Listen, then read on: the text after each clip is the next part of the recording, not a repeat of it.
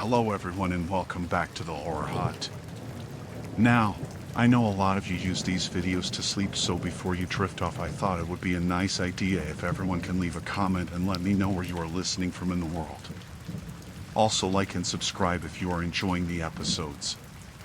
Right, let's get comfy and relax and let's begin.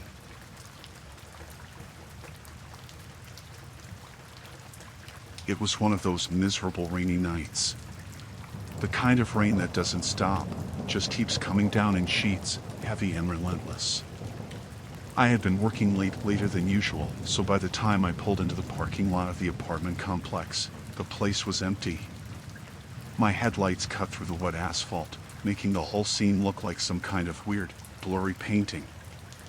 I parked near the back of the lot, under a flickering light that didn't really do much for visibility. I was tired, a little irritable, but I didn't think much about it. Just another late night, right? As I was getting out of the car, I noticed the sound of footsteps. At first, I figured it was just the rain hitting the pavement or maybe someone else walking across the lot, but the sound was too deliberate. It was too fast. I turned around, half expecting to see another tenant, someone heading to their car or coming back from their own late shift. But no one was there. I paused for a second, unsure of whether I should feel weird or if I was just being paranoid. I had that someone's watching me vibe, but it's the kind of thing that comes with being tired and walking through an empty parking lot at night. That's when she appeared. A woman. Running toward me.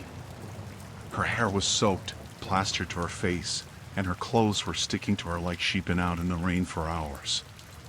She was breathing hard, her eyes wide, panic written all over her face. It took me a second to process what was happening. She was out of breath, like she'd been sprinting for her life. She didn't even stop when she got close to me, just grabbed my arm. "Please," she gasped, "I'm being chased. Please help me." Her voice was shaky, almost frantic, and there was a wild look in her eyes. I froze. I don't know what I thought I was supposed to do. I don't know what I expected, but her face was enough to make me feel uneasy. It wasn't just fear. There was something else, something that felt wrong. I tried to pull away, not in a harsh way, but just enough to get some space. I mean, I was just a guy on his way into his apartment, and I wasn't about to get dragged into something crazy. "Who's chasing you?" I asked, even though I already didn't want to know the answer. "I don't know," she said, her voice cracking. "I don't know. They were just following me. I was walking from my car, and they..." Her words broke off when she turned her head, like she was listening for something. Her body tensed, like she was preparing to bolt at any moment. Her eyes scanned the lot, jumping from one shadow to another, and I could feel it, too. The way the night suddenly felt too quiet, too still. "Please," she said again, her grip tightening on my arm. Can you just walk with me to my car? I don't feel safe." I felt my pulse pick up, but I still didn't know what the hell was going on. I glanced around the lot, the rain pouring down and splashing in the cracks of the pavement. The place was empty. Too empty. I couldn't hear anyone else, no one walking by, no other cars, nothing. The silence was almost deafening. "Where's your car?" I asked, trying to keep my voice calm. She pointed, but when I looked, I didn't see anything. No car in the spot she pointed to. Just a space with a few puddles reflecting the dull light of the lamps overhead. "Right there," she said, her voice shaky again. But this time, there was a strange look in her eyes, something that didn't quite fit the situation. I started to take a step back, pulling away from her arm. I started to say something, but before I could get the words out, her expression shifted. It was subtle, but it was like someone flipped a switch. Her panic faded instantly, and something else took its place. It was like she'd suddenly found a completely different mask to wear. She wasn't trembling anymore. She wasn't breathless. Her eyes locked on mine, and she smiled. It wasn't a friendly smile, though. It wasn't even a real smile. It was cold. Empty. Like she was watching me, waiting for me to react. "I've been waiting for you," she said, and the way she said it made the hair on the back of my neck stand up. I didn't know what to say. My brain froze. There was no way this was happening. None of it made sense.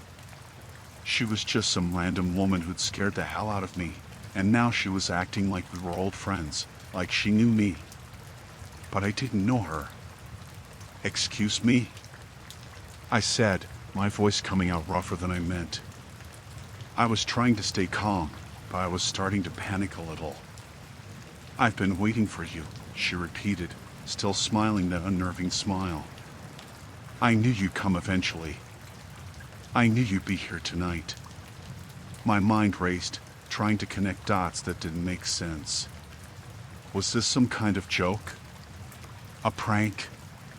No, it felt real, too real. I took another step back, looking around the lot again, hoping to see someone else, anything that made me feel like I wasn't completely alone. But there was no one. I could hear the rain hitting the ground, louder now, almost like it was mocking the silence between us. The air felt thick with it, suffocating. My thoughts were scattered, but one thing was clear: I didn't want to be here anymore. I took another step back, and she didn't stop smiling. "You're scared," she said, like she was making an observation, not a question. "It's okay. You don't have to be scared. I just need you to come with me. You'll understand soon." Her voice had gone from anxious to eerily calm, like she was telling me something obvious, something inevitable. The shift in her tone made everything worse. My heart was pounding in my chest now, and I could feel the cold sweat trickling down my back. I had no idea what was going on, but I had to get away from her. I took another step back, my mind yelling at me to get to my apartment, lock the door, and forget this ever happened. I didn't wait for her to say anything else. I just turned and started walking fast, my shoes splashing in the puddles, but I didn't dare look back. Not once. I don't know if she followed me, or if she was still standing there, but I didn't look. I made it to my building, up the stairs, and inside my apartment, locking the door behind me before I even took a breath. I couldn't get the image of her face out of my head. The way her expression changed so suddenly, the way she smiled like she knew something I didn't. And I don't know why she said she'd been waiting for me. But I knew one thing for sure: whatever it was, I never wanted to see her again. So, I stayed in that night. I stayed off the streets for a while. I didn't care how crazy it seemed. That feeling of being watched. I couldn't shake it. And I didn't want to take any chances. It was one of those nights where the rain doesn't really stop, just keeps coming down in sheets, drowning out everything else. I'd been at work all day, and I was exhausted by the time I finally made it home. I parked my car in front of the house, feeling the exhaustion press down on me. I didn't even want to get out, but I knew I had to. The house was quiet when I stepped out of the car and slammed the door behind me, the sound swallowed up by the heavy rain.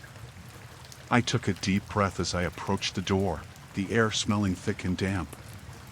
As I reached for the handle, something felt off. The door was cracked open. Just a little. Not enough to be alarming, but enough to make me pause. I stood there for a second, rain pouring down, mixing with the sound of my heart pounding in my chest. I couldn't remember if I had left it open or not, but I was pretty sure I hadn't. I didn't even think much of it at first. Maybe I had just forgotten to lock it. Maybe I hadn't pushed it all the way shut before I left. But the doubt was there, creeping in, making my stomach twist a little. I reached for the door, pushed it the rest of the way open, and stepped inside. The silence hit me immediately. Too quiet. My apartment was always a bit noisy, neighbors playing music, dogs barking, the occasional car driving by, but tonight there was nothing. Just the sound of the rain pounding outside. I checked the living room first. Everything seemed fine. The couch, the coffee table, my shoes by the door, everything was just as I'd left it. Nothing was missing. No signs of forced entry. I even went into the kitchen, half expecting to see something out of place, but again, there was nothing. The refrigerator was still full. The trash hadn't been messed with. It was as if nothing had happened. But I couldn't shake the feeling that something wasn't right. I turned off the light in the living room and walked down the hallway to my bedroom. The door was shut. I opened it slowly, but nothing seemed amiss. The bed was made. My clothes were still in the hamper. I went through every room, checking every corner. Nothing was out of place. No signs of a break-in, no missing items, no drawers left open. But I couldn't stop the feeling in the pit of my stomach. It was like I was being watched, even though I knew I was alone. I walked back down the hallway, trying to calm myself down. Maybe I was just being paranoid. Maybe I was just tired and the rain was getting to me. But I couldn't shake the nagging feeling that something had happened while I was gone. Then I saw it. The muddy footprints. They were small, almost delicate, leading from the front door all the way to the back of the house. The mud had soaked into the carpet, leaving dark stains in its wake. I don't know why, but the sight of them made my chest tighten. It didn't make any sense. There was no way someone had come in and out of the house without me hearing it. The floors creaked. The walls were thin. The rain wasn't loud enough to drown out footsteps. If someone had been in my house, I would have noticed. But those footprints, they weren't just a small trail. They were clear, precise, like whoever had left them had walked through the entire house. And they led straight to the back door. Not the kitchen. Not the living room. The back door. I froze for a moment, standing there, staring at the tracks. My mind was racing. Could someone have come in? Could I have missed something?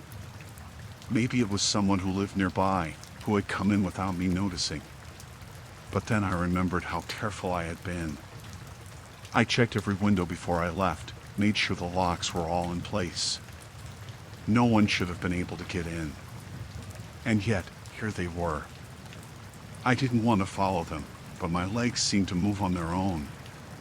The footprints went all the way to the back door, and there was no sign of anyone leaving.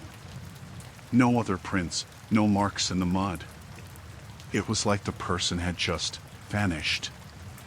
I hesitated for a second, my heart pounding. I was suddenly aware of how alone I was. How vulnerable. The rain outside seemed louder now, crashing against the windows like a warning. I moved toward the back door, trying to convince myself that I was being silly. Maybe it was just some animal. Maybe someone's pet had gotten in. But then I remembered how clean the floors were. There was no way a pet had made those prints. I reached for the door handle, then stopped. I don't know why, but I couldn't make myself open it. I stood there, staring at the door, imagining what could be on the other side. My mind was racing, thinking of all the possibilities. But none of them made sense. If someone had been in my house, they should have been gone by now. If they were still out there, I had no idea what to do. I didn't open the door. I couldn't. Instead, I took a few steps back, went into the kitchen, grabbed my phone, and called my friend. I wasn't sure why I thought I could explain what was happening, but I needed someone to talk to. Someone to tell me it was okay. But when I looked at my phone, I saw that the call wouldn't go through. No signal. I felt my throat tighten. There was no one I could call, no one who could help me. And I was pretty sure I wasn't imagining this. Those muddy footprints had to mean something. Someone had been in my house. I couldn't just ignore that. I grabbed my keys, went out the front door, and locked it behind me. I knew I wasn't going to be able to sleep tonight. I couldn't stay in the house, not with what had happened, not with those footprints leading to the back. I needed to be somewhere else, anywhere else. I didn't care where I went. As I walked out into the rain, I couldn't stop looking back at the house. I kept telling myself that I'd done the right thing, that I was being smart. But there was one thing I couldn't ignore. The footprints hadn't led anywhere else. And that meant whoever had been in my house, they were still out there.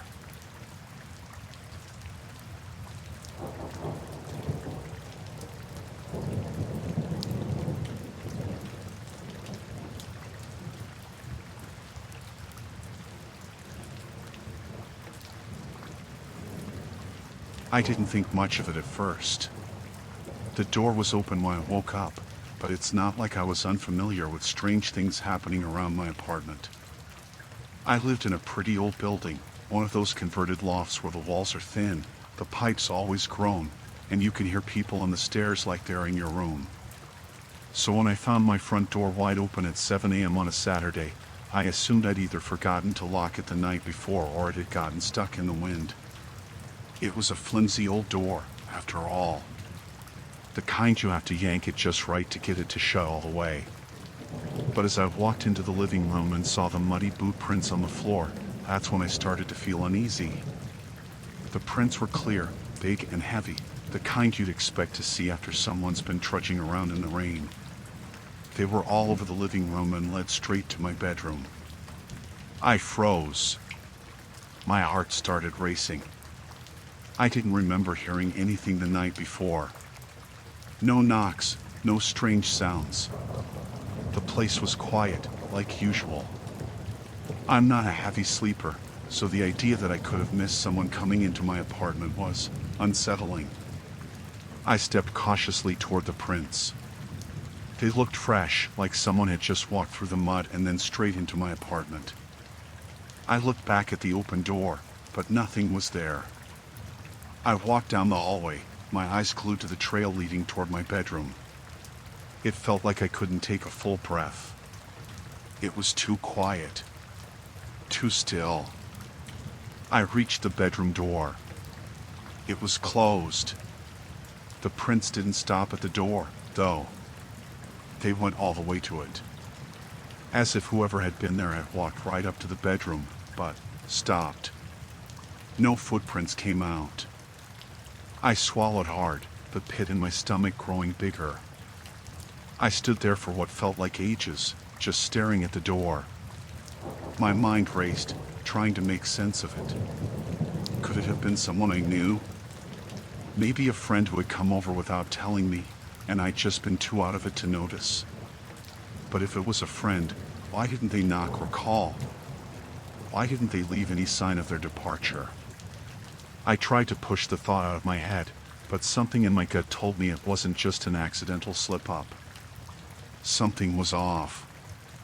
I grabbed the handle of the door and turned it slowly, half expecting to find a person sitting on my bed or lurking in the corner. But no one was there. I glanced around the room. It was exactly as I'd left it the night before. Nothing seemed disturbed. The bed was still made. My clothes were scattered on the chair. I breathed a little easier, but that feeling of being watched, of something being wrong, didn't go away. It lingered, heavy in the air. I closed the bedroom door and stepped back into the hallway. I walked around the apartment, looking for any signs of anything unusual, but nothing. The kitchen was untouched. The bathroom, nothing. I checked the windows, making sure they were all locked. I wasn't sure what I was looking for, but I needed to find something. Anything. Something that would explain why my door had been open, why there were muddy footprints leading to my bedroom. I went back to the living room and bent down to examine the prints more closely. They weren't deep, but the mud was thick and clung to the soles of the boots. The pattern was strange, though. It didn't match any kind of boot I'd seen around here before. It was a mix of a work boot and something else, not something you'd normally wear in the city. Maybe someone who worked construction or did outdoor work, but I didn't know anyone like that. The silence in the apartment was suffocating. I kept thinking I'd hear something. A knock on the door. The sound of a footstep. Anything. But nothing. My phone sat silent on the counter. No calls, no texts, nothing. I went back to the door again, hesitated, and finally stepped outside. I felt the chill of the hallway hit me as I crossed the threshold into the building. I made my way down the stairs slowly, every creak of the old wood making me jump. I had no idea what I was doing out here. I didn't know if I expected to find someone, or if I was hoping to see something that would explain the whole mess, but when I reached the front door, I stopped. I leaned against the wall and looked outside. The street was empty, quiet. There were no signs of anyone, no movement, no cars driving by. It felt completely normal, except for the nagging feeling at the back of my mind that something was horribly wrong. I went back up to my apartment, locked the door behind me, and checked every window again. But nothing. Still no sign of anyone. The only thing that didn't make sense was the muddy footprints, the door being open, and the fact that whoever had been in here hadn't left. I couldn't shake the feeling that I wasn't alone. The rest of the day passed slowly. I stayed in my apartment, didn't go anywhere. My mind kept drifting back to the prints, the way they come in but not left. The idea that someone had been in my apartment and just disappeared. I couldn't make sense of it.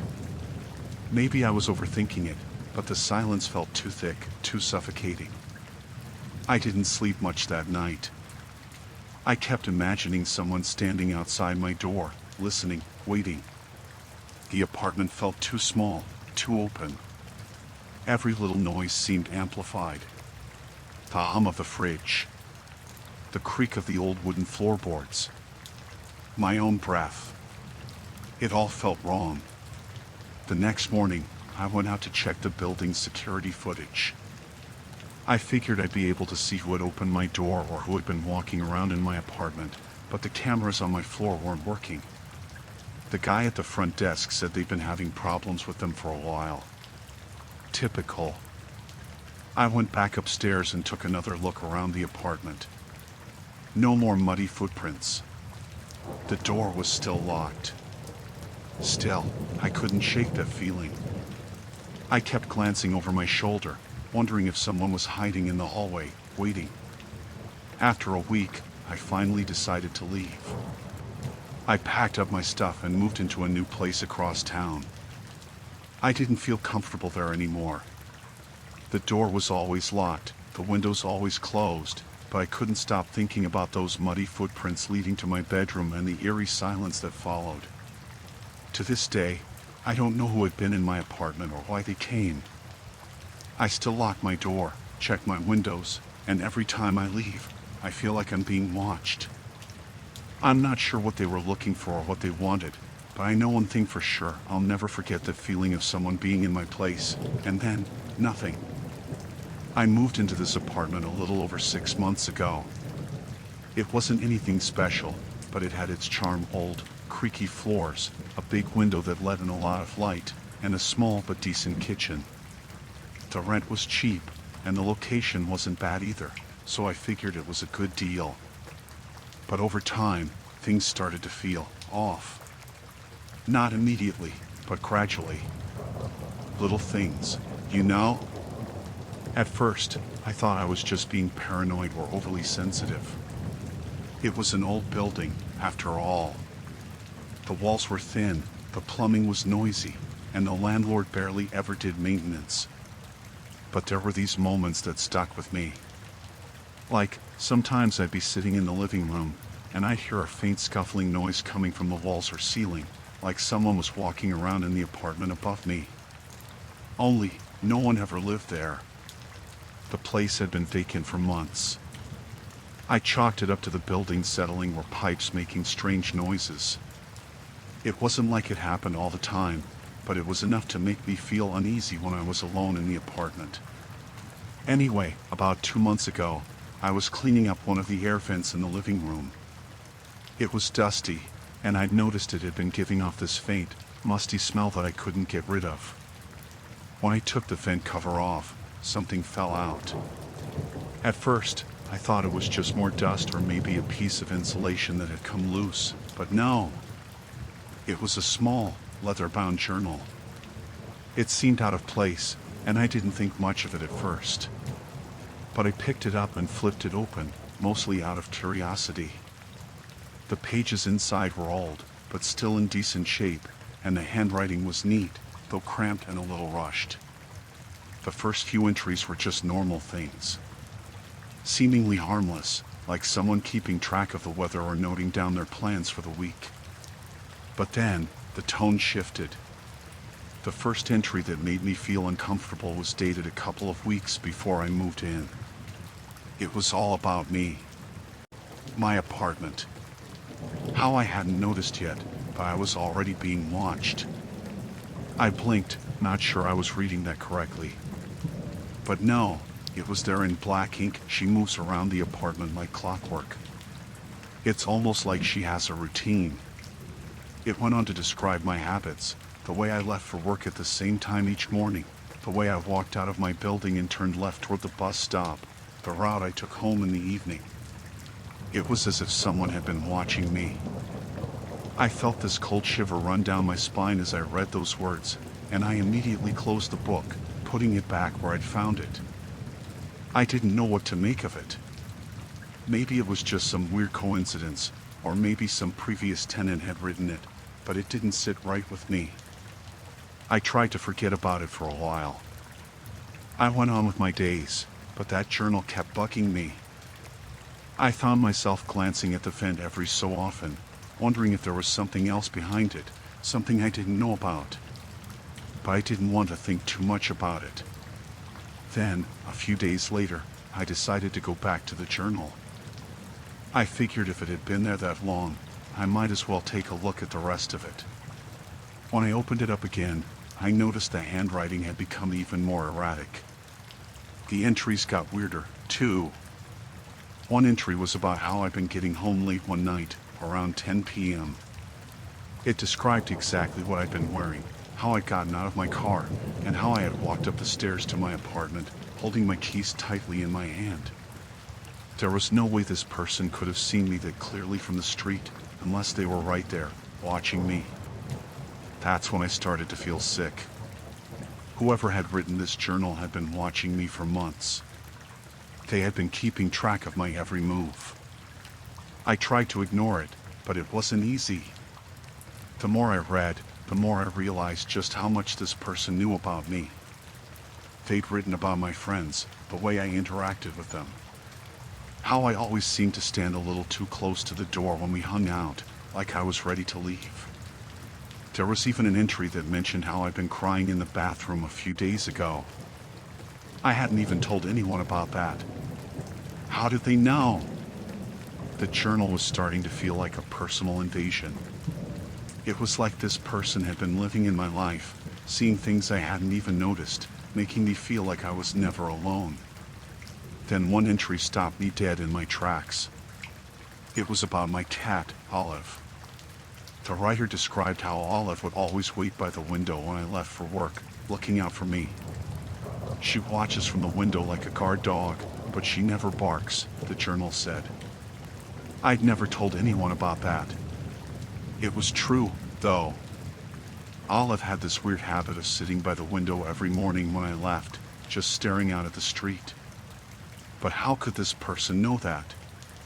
How could they know the little details of my life that I hadn't even shared with anyone? That's when I realized that this wasn't just some weird coincidence. Whoever wrote this journal wasn't just watching me. They were stalking me. I spent the next few days obsessively checking my apartment. I locked all the doors and windows, double-checked everything.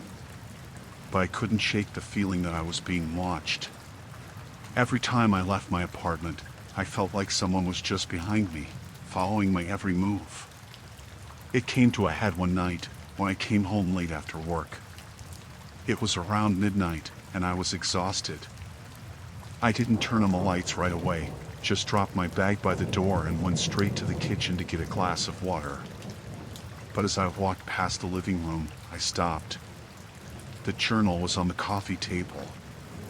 It wasn't where I had left it. I had tucked it back behind the vent.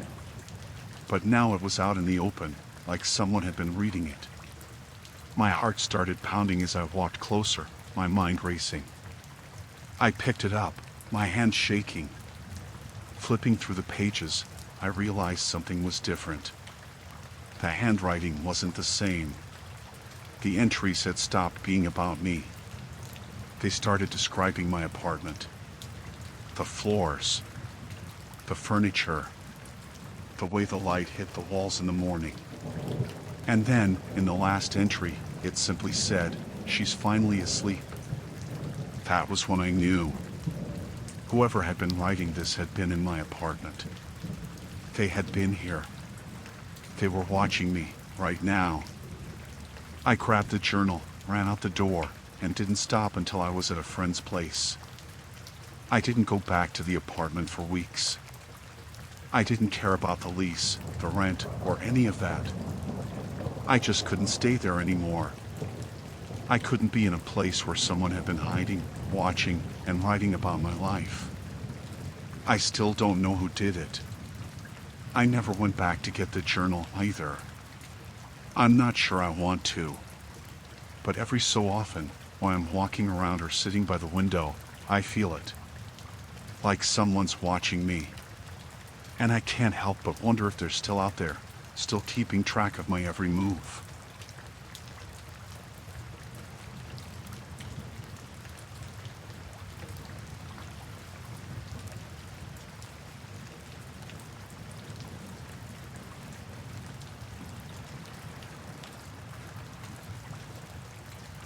The first time it happened, I didn't think much of it. It was a Saturday afternoon. I had driven to this little strip mall near my apartment, nothing special, just a grocery run. When I came back out, there was a single rose tucked under my windshield wiper. I figured maybe someone had been selling them in the lot and just left one behind.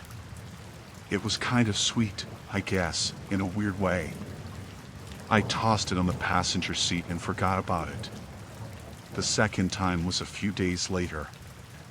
I was in a completely different area downtown, in a covered parking garage. I'd gone to meet a friend for dinner. We parked on different levels. When I came back to my car, there was another rose. Same color. Same size. Tucked exactly the same way, under the driver's side wiper. That time, I paused. It was just strange. The garage was paid parking, not open to the public like the strip mall. No vendors, no flower shops. And it wasn't busy that night. I asked my friend about it, thinking maybe she'd done it as a joke. She hadn't. I started to feel a little weird then, but I still tried to brush it off. Coincidences happen. Then it started happening every time I parked somewhere alone. Not when I was with other people, not when I got dropped off, not when I parked in a friend's driveway. Only when I parked alone, out in public. Grocery stores. Malls. A park. Even a Target 20 minutes from where I lived. Always the same thing. A rose on the windshield. Always fresh. Always placed carefully under the wiper. I asked around coworkers, friends, even posted on a local Facebook group, but nobody else had seen anything like it. A few people joked that I had a secret admirer. I laughed, but it didn't feel funny anymore. I started checking for people lingering in the lots. No one ever stood out. Sometimes the car next to me would be empty. Sometimes it'd be running, but the person inside would be looking at their phone or eating or just not paying attention to me at all. The weirdest part was, it didn't matter where I went. I went to visit my parents 2 towns over, and after dinner, we went to the movies. I parked on the street, 2 blocks from the theater. When I came back to the car, there it was. At that point, I knew someone was following me. There was no other explanation. I started taking photos of the roses. I kept some of them in a box. I wasn't sure why. Maybe to prove to myself it was real. One night, I stayed late at work. I parked in the small employee lot behind the building. It's not gated, but there's no real reason for anyone else to be back there, just a single row of spaces behind a bunch of office buildings. When I left, it was almost 9 o'clock. It had rained a little. The lot was dimly lit and quiet. And the rose was there again. I looked around. Nothing. Not a single person. The building next to ours had one light on, but it looked empty. I got in the car and locked the doors immediately.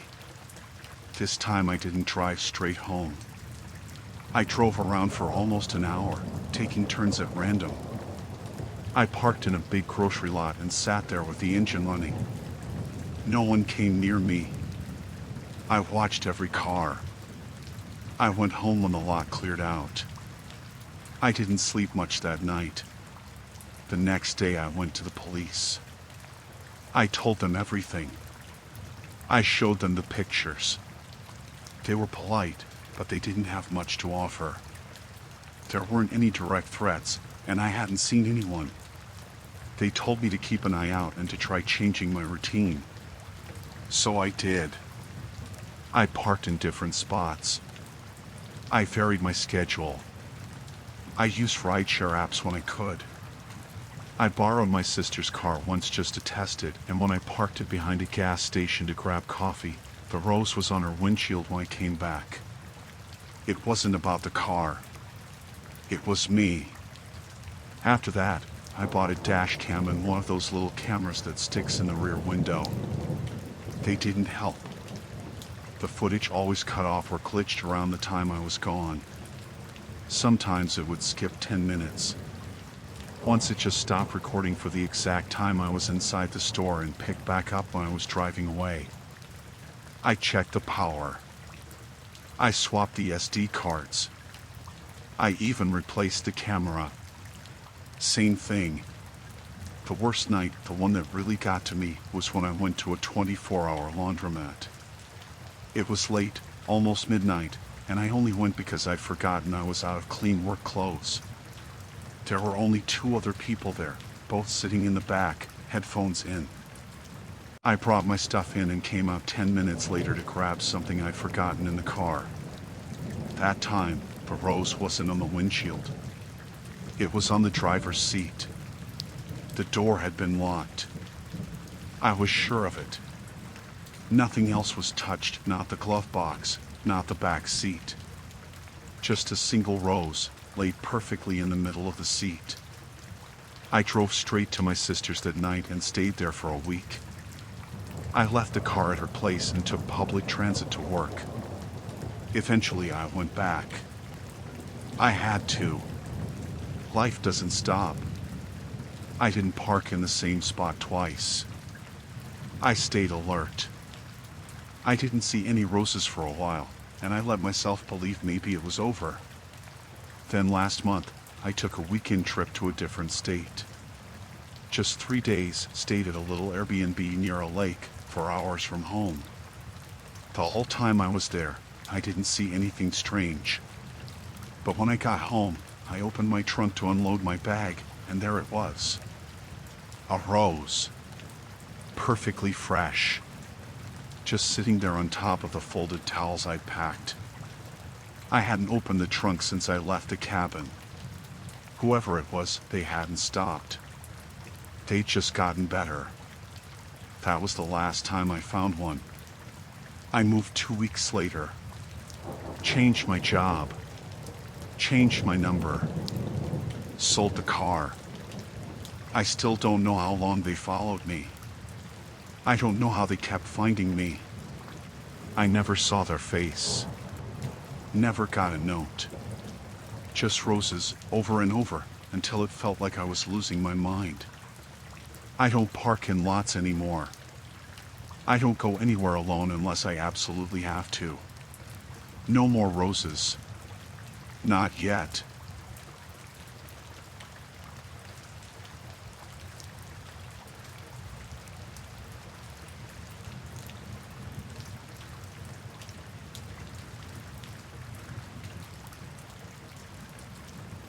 It started with the mail. Well, actually, it started earlier than that, but it all came to a head with the mail. I'd been living alone for about a year at that point. Nothing too unusual in my life, just the usual routine: work, gym, occasional nights out with friends, and weekends spent doing house chores or watching whatever series I was into at the time.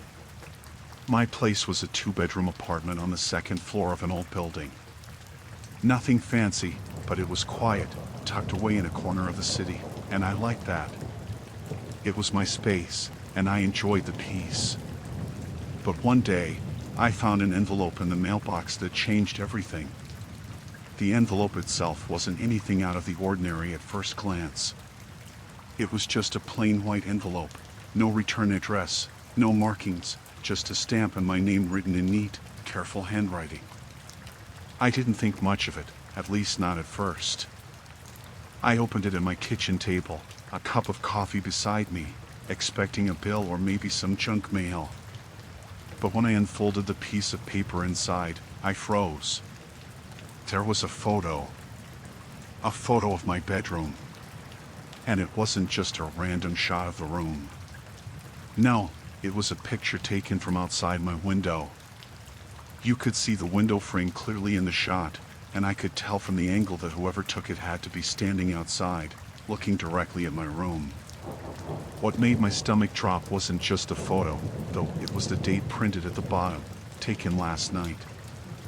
I sat there staring at the photo for what felt like forever. My bedroom looked normal, nothing out of place. The bed was made. My laptop was on the desk by the window, and the blinds were slightly drawn. But the thought that someone had been outside my window, watching me while I slept, made the air in the room feel thick. I couldn't shake the thought that I hadn't noticed anyone there. I would have heard something. Right? I wasn't one to panic easily, but that felt different. My gut told me this wasn't just some sick joke. The photo was too real. Too clear. Whoever had taken it had been close. Too close. I looked around the apartment. The blinds were drawn, the curtains shut tight. The place was secure, I thought. I double-checked everything, locked up tight every night. But now, I wasn't so sure. I walked around my apartment, checking every corner, looking out every window. Nothing was out of place.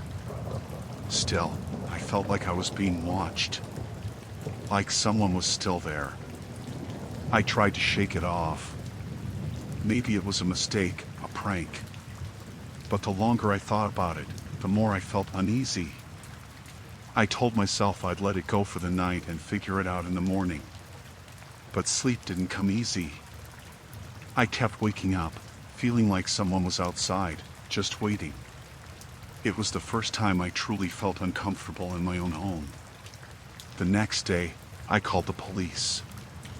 I told them about the photo, trying to sound calm, but they were as confused as I was. They said there was nothing they could do unless I had more evidence, something to show I was being stalked or harassed. They advised me to take the photo to a local security expert, maybe get some cameras installed. But they didn't seem too concerned. No one was looking at me like I was in any real danger, just like a nuisance complaint. I wasn't about to just ignore it. That evening, I called a locksmith to install a deadbolt on the back door, just to be safe. I also set up a camera by my window. It wasn't state of the art, but it was enough for me to at least have some peace of mind. The next few days were uneventful. I went about my business, still feeling uneasy, but no more photos came, and nothing else strange happened. I started to convince myself that I was overreacting. Maybe it was a fluke. Maybe the whole thing had been a prank, and I was just looking into it too much. Then, about a week later, it happened again. Another envelope. Same plain white envelope, no return address. Same neat handwriting. Same feeling of dread creeping up on me as I opened it. This time, there was no photo. There was just a note. You're not as careful as you think. The back door was unlocked last night. My heart stopped when I read that. The back door. I knew for a fact I had locked it before going to bed. I always did. I was meticulous about security, especially after the first photo. I checked the door, double-checked it every night. But this note, it was like they knew. It felt like they were right there, watching me as I read it. I didn't know what to do. I thought about calling the police again, but what would I say? Hey, someone knows I forgot to lock my back door last night, and I don't know who they are.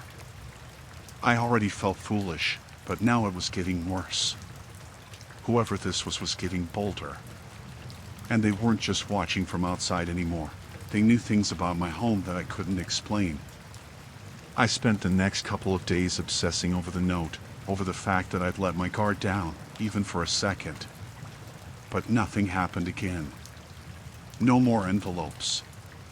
No more strange messages. I installed cameras inside the house, checked every lock, and just stayed hyper-aware of everything. The tension in my chest didn't ease up, though. I wasn't going to pretend it had. I couldn't. A week passed, and then one night, while I was watching TV, I heard a knock at the door. My first thought was it was just a neighbor or someone I knew, but when I looked through the peephole, no one was standing there. I opened the door anyway, cautiously, and there was nothing. Just the cool air of the hallway outside. I stepped out into the corridor, looking up and down. Nothing. No one was there. But then, I saw it. On the ground, just in front of my door, was another envelope. I picked it up, my heart hammering in my chest. I could barely hold onto it. The handwriting was familiar. It was the same as the others. I tore it open, and this time, there was a photo again. This one was different, though. It was taken from inside my apartment. The shot was blurry, but I could make out the living room, and I could tell someone had been standing in the doorway, looking at me as I sat on the couch. I hadn't heard anyone come in. I hadn't seen anyone. The camera by the window hadn't picked up anything. But there, in the photo, was proof. Someone had been inside my apartment. I called the police again. They came, took the photo, and looked around, but they didn't seem to take it seriously. They said they'd put it on file, but I knew they weren't going to do much. No one seemed to think it was a big deal. But for me, it was everything. After that, I made sure to never be alone in the apartment again. I stayed with friends. I didn't go back until I felt like it was safe. But when I eventually did, everything was just quiet. Too quiet. I don't know who was doing this or what they wanted, but I haven't heard from them since that last photo. I still don't know what happened. I moved out of that apartment a few months later, and I haven't gotten another envelope. But I don't forget. Every time I hear a knock at the door, or even just a sound that's out of place, I freeze.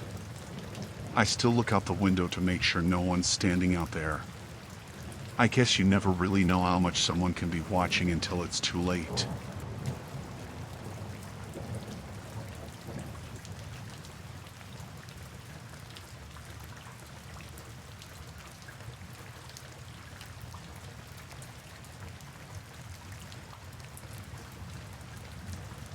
It started on a Tuesday night. I remember because I was dragging the trash bins out to the curb and the neighbor's dog was barking like crazy, nothing unusual. But then I noticed the car. Parked across the street, engine running, no lights on. Just sitting there. I figured maybe it was a DoorDash guy or someone waiting to pick up a friend. I didn't think much of it. Took the bins out, walked back inside, locked the door behind me. The next night, same thing. Same car, black sedan, older model, looked a little beat up but not enough to stand out. It was parked in the exact same spot, across the street from my place, about halfway under the streetlight. Windows tinted. Engine running again. This time, I paused on the porch a second longer, just kind of watching. I couldn't see anyone clearly inside, but I could make out the faint glow of a phone screen. As soon as I stepped off the porch, like I was going to cross the street, the car pulled away. Not fast, but smooth and steady. Like it didn't want to draw attention. By the third night, I was watching for it. It showed up around the same time, 9:30 or so. Just parked and sat there. This time I didn't go outside. I turned off the living room light and stood behind the curtain, watching. I thought about taking a picture, but it felt dumb, like, what was I even gonna say? Look, a car parked legally on a public street. Still, something about it bothered me. It didn't feel random. The way it left when I moved toward it made it seem like they were watching me, not just hanging out. I told myself I was being paranoid. Night 4, same thing. Now I was keeping the front lights off on purpose. I sat on the couch with the TV on mute, just staring through the gap in the curtain. I couldn't make out a face, but I swear I saw the shape of a head turned toward my house. I finally told someone on night 5, my friend Josh. I sent him a text like, hey, not to be dramatic, but there's been this car sitting outside my place every night this week. Real weird vibes. He called me right away. He asked if I wanted him to come over, but I said no. I was kind of half hoping I was imagining things, and if someone else saw it too, that'd make it real. I did ask him to drive by my street around 9:30 the next night and just see if the car was there. Night 6, the car showed up again. But this time, Josh was already parked around the corner. I texted him as soon as I saw it, and a few minutes later, he turned onto my street from the opposite end. The second his headlights hit the black sedan, it started rolling away, didn't speed off, just eased off like it had somewhere to be. Josh followed it for a couple blocks but lost it when it turned and didn't signal. He came back and knocked on my door. He looked spooked. Said he couldn't get a license plate because there was mud all over it, like someone smeared it on purpose. That's when it stopped feeling like a coincidence and started feeling like something worse. I thought about calling the police, but what would I even say? A car's been parking across the street and leaving when I notice it? Not exactly a crime. Still, I wrote down the make and model as best I could. Mid-2000s black Nissan, maybe an Altima. Night 7, I didn't sleep.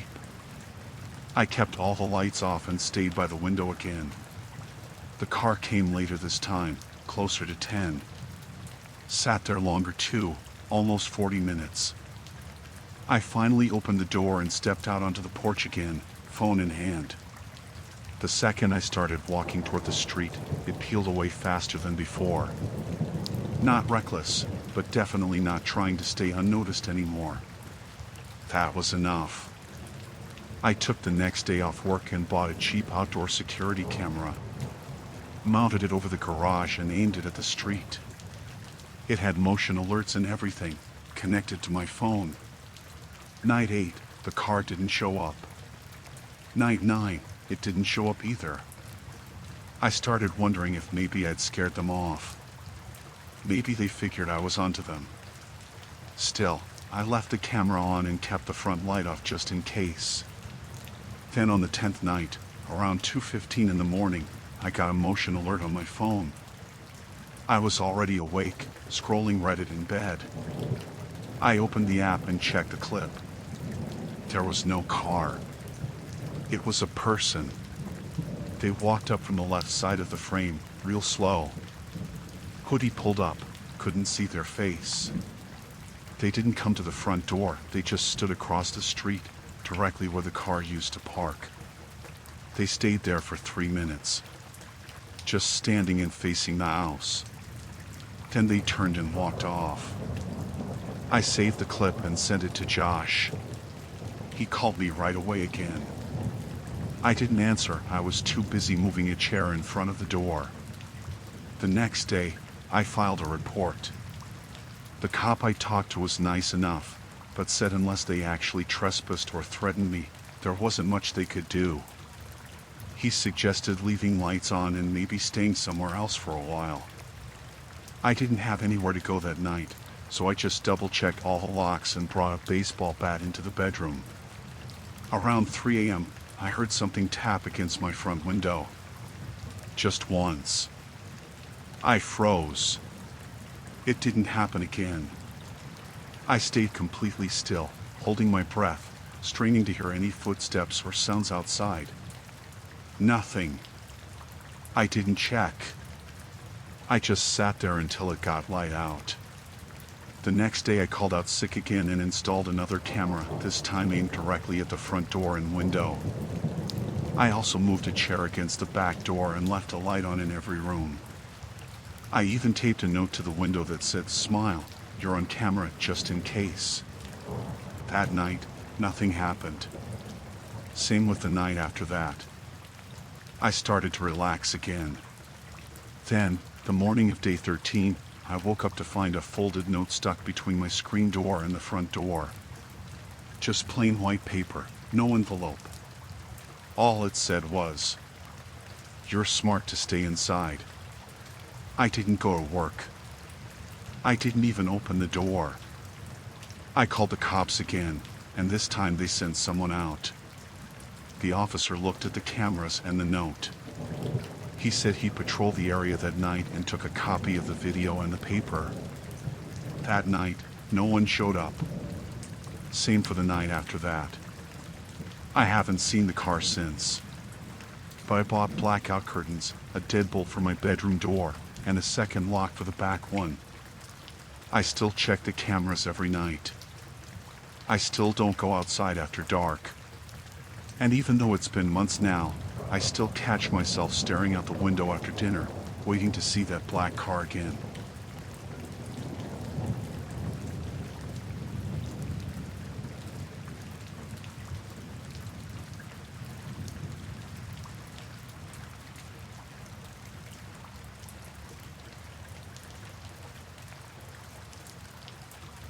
I was sitting on the couch around 10:30 at night, scrolling through my phone with the TV on low in the background. Nothing important, just one of those crime documentaries I've seen a dozen times. The apartment was quiet except for the occasional creak from the heater ticking on and the hum of the fridge down the hall. I live alone, and I like it that way. I keep the blinds closed most nights, but I had cracked one open earlier to let some air in before it got too cold, and I guess I forgot to close it all the way. I didn't notice anything weird at first. Just a normal night. Then my phone buzzed. It wasn't a notification or an email. It was an airdrop request. Which made no sense because I don't have any shared devices nearby. I almost declined it automatically, but something about it made me hesitate. The preview just said img_7643.jpg. I swiped to accept, mostly out of confusion. It was a photo of me. I was sitting exactly as I was in that moment, on the couch, phone in hand, one leg tucked under me. The photo had clearly been taken through the living room window, the one behind the TV, the one I'd left cracked open a few inches. At first I thought maybe it was old. Maybe I'd taken it somehow without realizing. But the TV screen in the picture was showing the same paused scene from the documentary that was still playing behind me. That's when my body went cold. Like a deep kind of cold that doesn't come from temperature. I stood up too fast and dropped my phone. It clattered onto the hardwood and lit up the room more than the TV did. I didn't know what to do right away. My first thought was just someone was outside. Someone had been watching me. I didn't run to the window. I didn't even look at it. I backed out of the room and flipped on the hallway light. The window wasn't open wide, just enough to get a hand through. I stared at it from the kitchen entryway, trying to breathe slow and quiet, like that would help somehow. Then I heard the floorboard creak in the hallway behind me. Just one. I spun around, heart going nuts, and nothing was there. But I realized how many stupid things I'd done. I hadn't locked the back door after I got home. I hadn't closed the bedroom windows. I just stood there trying to listen, like I'd suddenly be able to tell if someone was in the apartment with me. I went for my phone on the floor, picked it up, locked the screen, and texted my neighbor across the hall. Her name's Elise. I just said, "Hey, are you up?" and added, "Can you come over?" Something weird just happened. No reply. I knew she was a night owl. I could usually hear her blender or some late night cooking through the wall. But now it was dead silent. I messaged her again, seriously. "Please come over. I think someone's outside." Still nothing. That's when I realized I hadn't heard any street noise either. Normally there's a car or two passing by, some guy yelling at his dog downstairs, even this annoying kid who skateboards in the parking lot too late. But now it felt like everything had gone flat. I edged back toward the living room window, still avoiding looking directly at it, and reached up slowly to pull the blind shut. My fingers were shaking. As soon as I pulled the cord and the blind snapped down, I took a step back and tried to call 911. No signal. I stared at the no service icon like it would go away if I blinked hard enough. I moved around the apartment, holding my phone up, but nothing. Just a dead bar and a spinning wheel. I grabbed a kitchen knife. I hated how shaky my hands were. I wasn't even sure I'd be able to do anything with it if someone actually came at me. I kept thinking about that photo, how close they had to be to get that angle. Right up against the glass. And the airdrop meant they were close. Like within 30 feet. Maybe still nearby. I decided to try Elise's door in person. I opened mine slowly, knife still in hand, and peered into the hallway. It looked normal.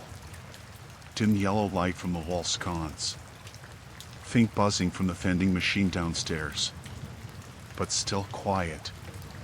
No voices. No movement. I padded across the hallway in socks and knocked on her door. Nothing. I knocked again, louder. Then pressed my ear to it. I thought I heard a click. Like a door latch. But not from her apartment. It sounded like it came from downstairs. That's when I noticed something else. My doormat, the one that says "Nah, not you," was gone. Just a blank spot where it had been, and some muddy prints on the floor tiles. That didn't make sense. No one else's doormat was missing. Just mine. I rushed back into my apartment, locked the door, and pushed the little deadbolt into place. I even dragged a chair in front of it like some flimsy barricade. Then I checked every closet and under every bed and behind the shower curtain. I knew it wouldn't help if someone was really inside, but I had to do it anyway. There was nothing. Finally, I pulled the blinds back up just a few inches and looked outside. The street was empty. No cars. No people. No wind. Just the glow of a single streetlight down the block. It almost looked like a set, like one of those fake neighborhoods for filming shows. Then I saw movement. Not near me. Way down the street, a figure was walking away. Not fast, not slow, just steady. I couldn't tell anything about them, what they were wearing, how tall, nothing. Just that they weren't in a rush, like they had all the time in the world. That was somehow worse than if they'd been running. I didn't sleep that night. I kept every light on and sat with my back to the wall, knife in my lap, staring at the window. Eventually, my phone service came back. I didn't even notice at first. The first thing that came through was a reply from Elise. Sorry. Was in the bath. Everything okay? I said no. I told her everything. She came over with her boyfriend, and we triple-checked the place. She offered to let me stay with them, but I said no. I don't know why. Maybe because I didn't want to be away in case someone came back. I moved a couple months later. Not because of that night, or at least, that's what I told people. I said rent went up, or the heater was broken. But that's not why. The weirdest part was when I was packing, I found the doormat, folded up and stuffed under my bed. I know I didn't put it there, and I know it hadn't been there the night I checked.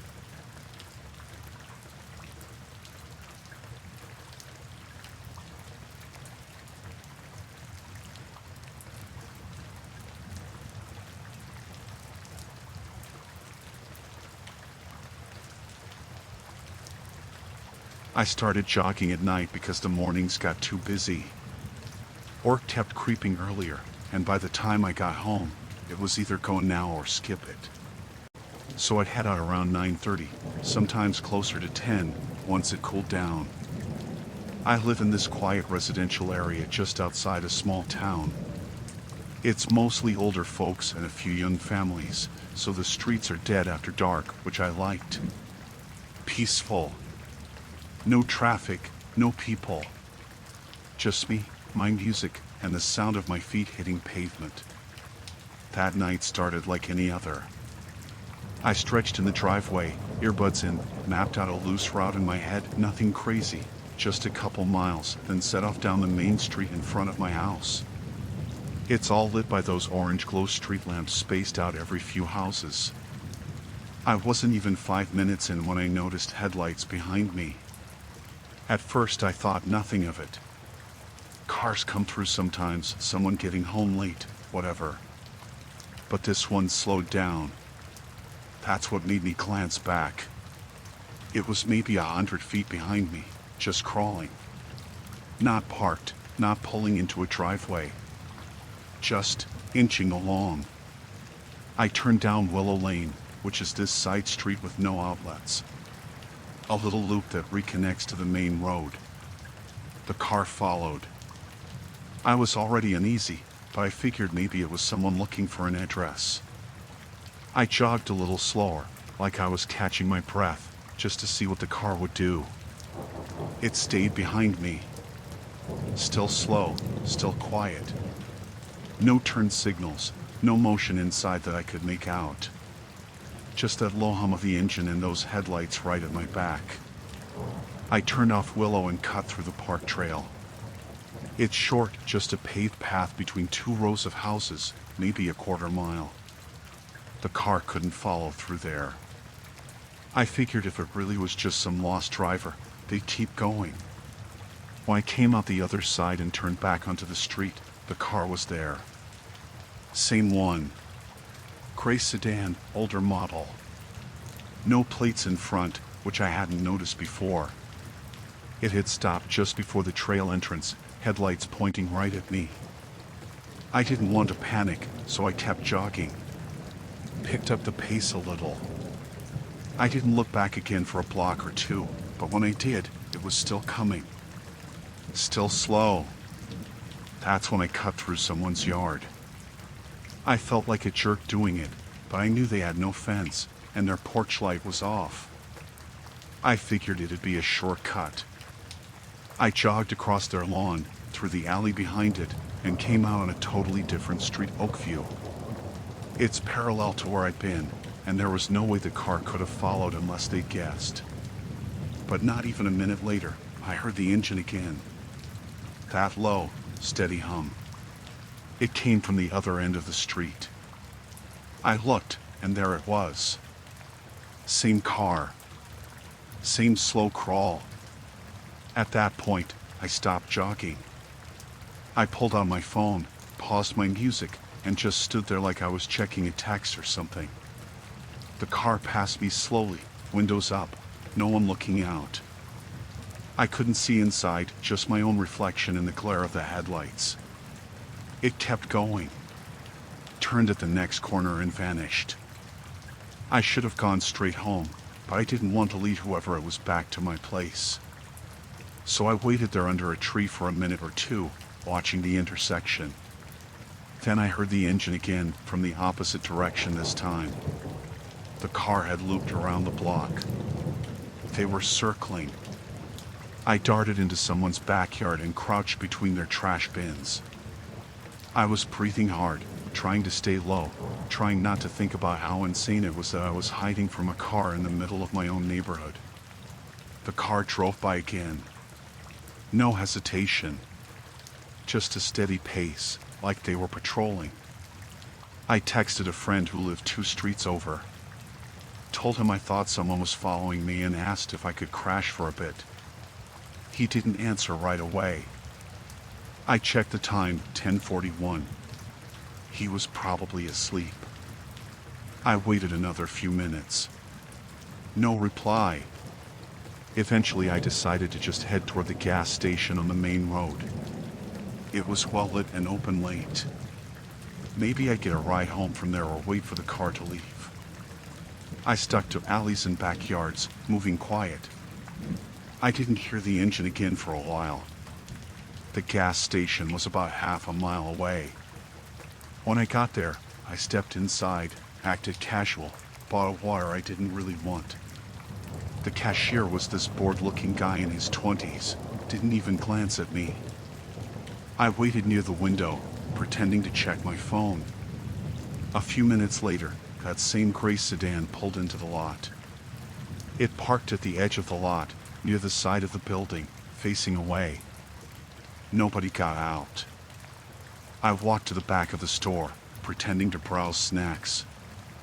I peeked around the shelves but couldn't see the car anymore. I finally got a text from my friend.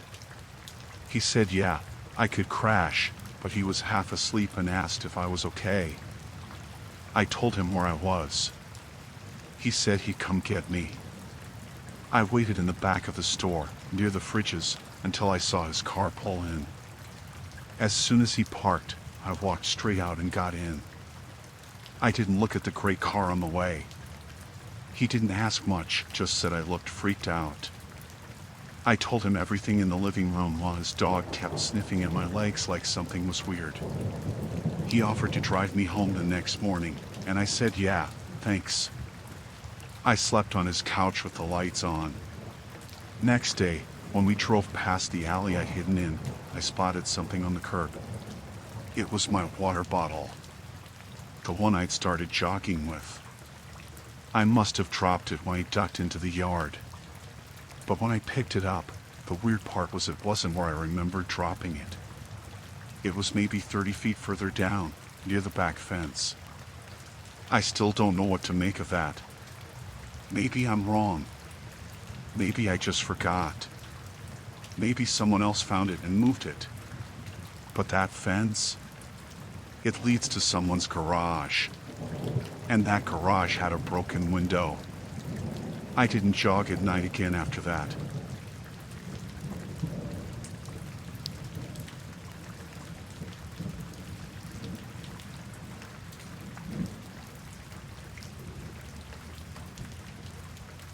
I was heading home from a late shift.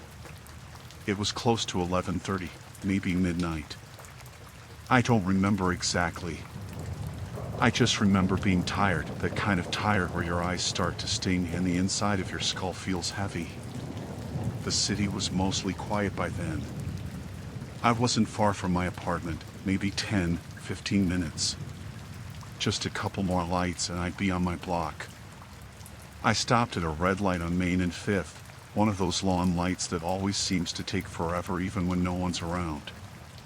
There were only 2 lanes, me in the left, and a guy who pulled up in an old, dull red SUV on the right. I didn't really look at him at first. I was just zoned out, listening to the hum of my engine and waiting for the green. But then I noticed this flicker of light from the corner of my eye, like a phone screen lighting up. I turned my head just slightly, didn't want to make it obvious, and I saw that the guy in the SUV had his phone pointed at my car. Like, angled right at me. At first I thought maybe he was texting or had his GPS up.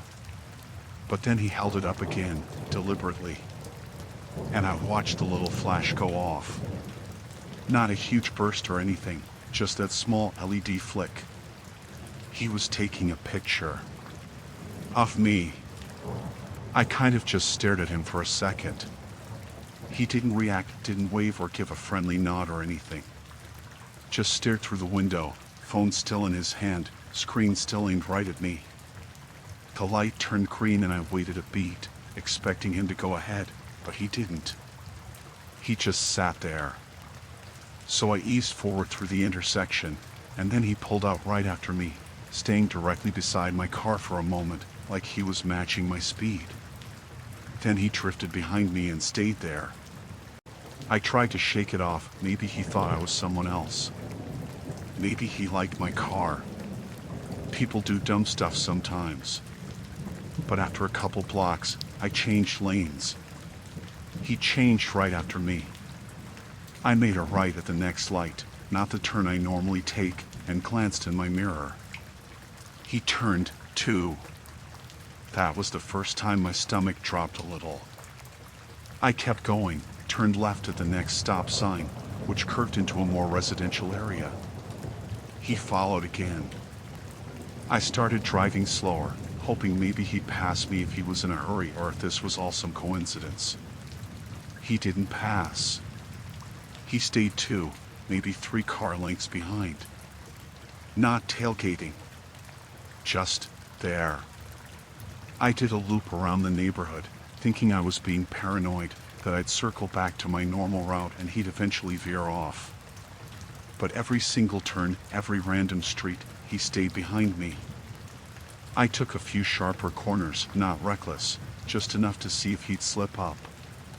But he kept pace like he knew exactly where I was going. At one point, I rolled to a stop at a 4-way and waited. Waited way too long. Just parked there. Cars don't usually do that unless they're stalling or lost. He didn't honk. Didn't even inch forward. Just stayed still, engine running. I pulled through the intersection. He did too. At this point, I was sweating. My hands were damp on the wheel. I turned my radio off so I could hear better, footsteps, engines, anything. I couldn't hear much besides the sound of my tires and his faintly behind me. I didn't want to go home. I didn't want this guy to know where I lived. So I turned back toward a busier part of town, hoping maybe I'd find a cop or at least some other cars. A gas station was coming up, the kind with the bright LED canopy and security cameras. I pulled in fast and parked near the front, angled my car so it would be caught by the camera on the corner. He drove by. Just kept going, didn't turn in. I waited a minute. Then 3. Kept looking in all my mirrors, expecting him to circle back or pull in from another entrance. Nothing. I figured maybe he finally got the hint and took off. I didn't get out of the car. Just sat there, pretending to check my phone, trying to decide if I should go inside or just wait longer. Then I saw the SUV again. Not from the front, but in the rear view. He'd looped around and was coming back from the opposite direction. He slowed down as he passed the gas station entrance, then kept driving. Not gone. Just watching. I didn't like how that felt. So I stayed put for a while longer, 15, maybe 20 minutes. I didn't see him again. A few other cars came and went. I figured it was safe. I took a different road home.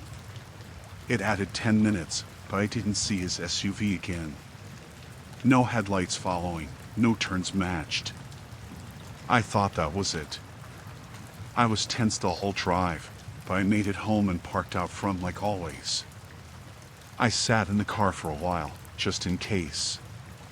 Then finally grabbed my bag and headed inside. I checked out the window a couple times that night but didn't see anything weird. Eventually, I crashed. Next morning, I noticed something. My license plate was smudged. Like, right where the numbers are. It looked like someone had wiped it with their fingers. The dust and pollen on it had been disturbed, smeared into these little arcs. It wasn't raining. I hadn't gone through a car wash. And I hadn't parked under any trees. That creeped me out more than the following, honestly. I started wondering if maybe he'd taken a photo of the plate and then come back later. Or maybe someone else had. I don't know. I still don't know. I got a dash cam after that. Front and back. And I stopped driving that late unless I had to. If I did, I'd take a totally different route every time. And I always check my mirrors.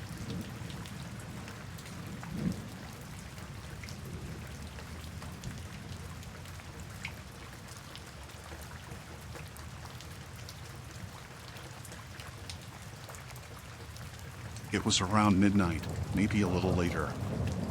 I was driving back from a weekend at my cousin's place in Vermont. Long drive. I'd been on the road for about 4 hours already, and there was still another hour or so to go. The highway was empty, just long stretches of trees and dark fields. My phone was charging on the dash, and the only sound in the car was the low hum of a podcast I wasn't even really listening to anymore.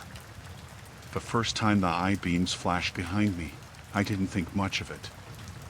I figured maybe someone was trying to pass and I hadn't noticed. But when I glanced in the mirror, the car wasn't close enough for that.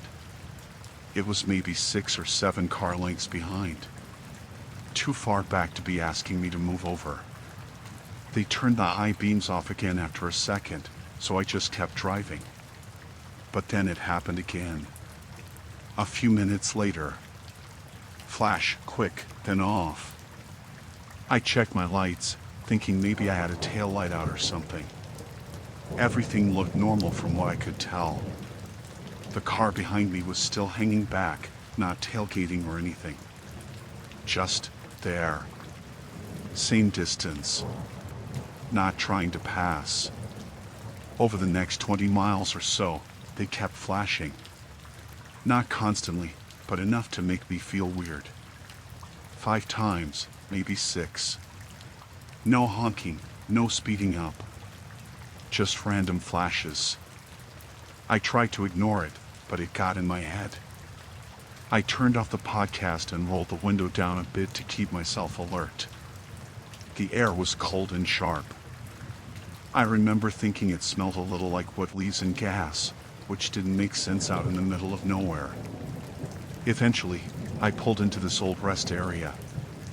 One of those tiny ones with a single vending machine and a flickering light over the bathrooms.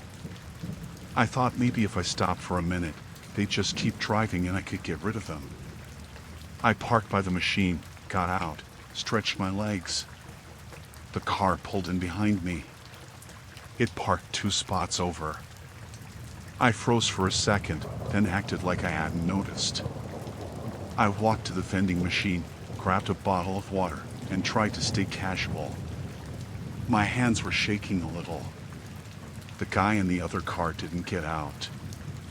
I could see him in the driver's seat, head down like he was messing with his phone or something. After a couple minutes, I got back in my car. I sat there with the engine running, watching my mirrors. Nothing. Just him sitting there. I put the car in drive and slowly pulled out. He didn't move. I waited until I was back on the highway before checking the mirror again. He was behind me. Same distance.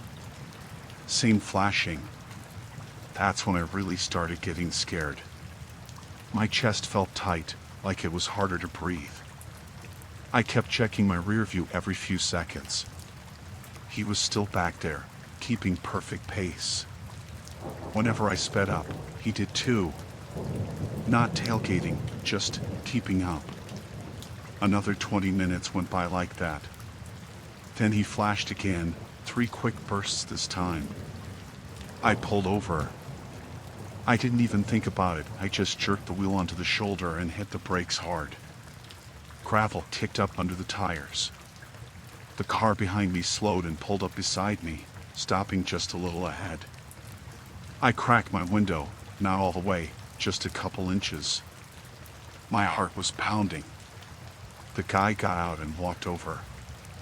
He looked mid-40s, maybe older. Heavy jacket, ball cap, kind of rough looking but not sketchy. He didn't come right up to my window, he stopped a few feet away with his hands up, like he was trying to show me he wasn't a threat. Then he said, "I'm sorry if I scared you, but someone just crawled out of your trunk." I didn't say anything. I just stared at him.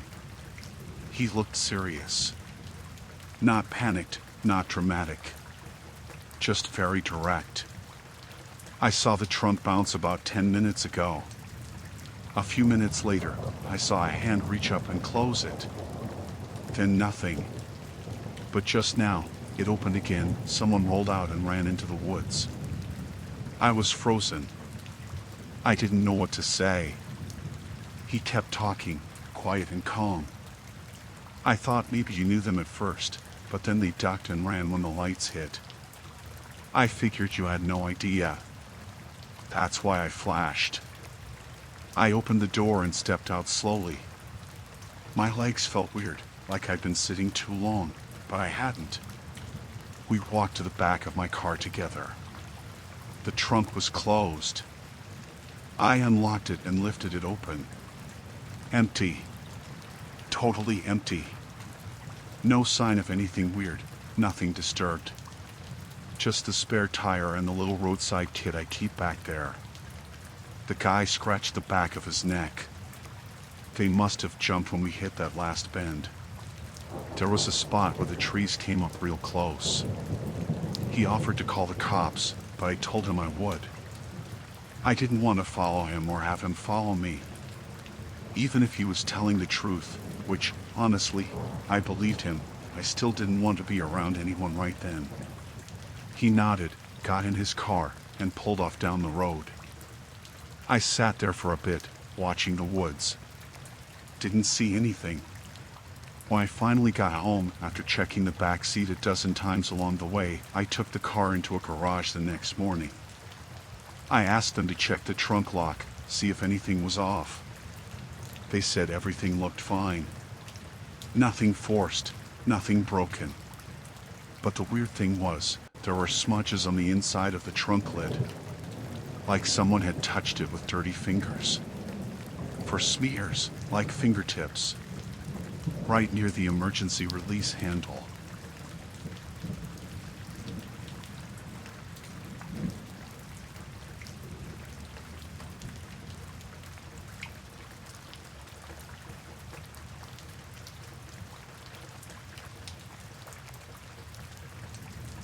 I moved into my new apartment in the city in early fall. It was one of those older buildings with creaky floors and tiny rooms, but it was close to work and the rent was decent, so I took it. Nothing fancy, just me and a fresh start. The first few days were mostly unpacking and figuring out where everything went. The bedroom was small, with a big window that looked out over the street. The closet was narrow but deep, with one of those sliding doors that always felt a little stiff. I kept my clothes on one side and left the other half mostly empty.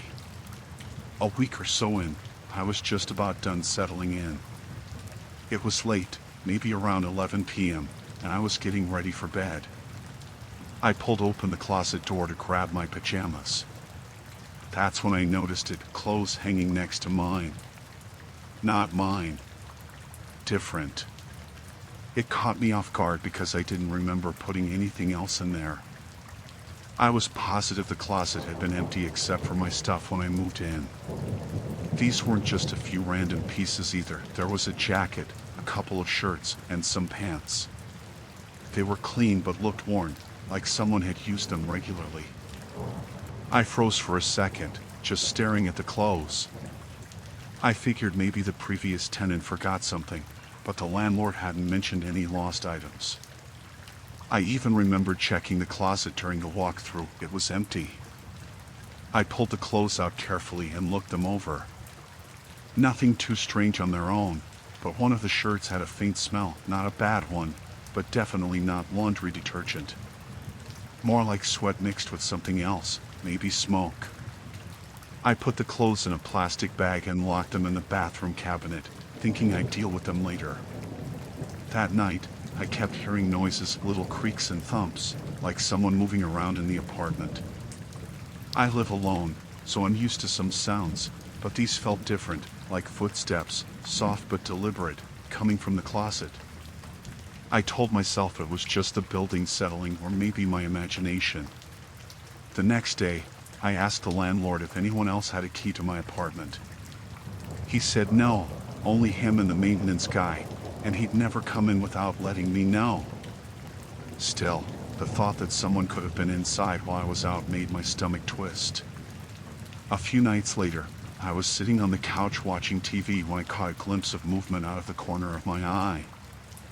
I looked toward the bedroom. The closet door was slightly open. I was sure I'd closed it. I got up and shut it firmly, then double-checked the lock on the front door. Everything was normal, but my skin was crawling. I decided to leave the apartment door unlocked while I was inside, just in case.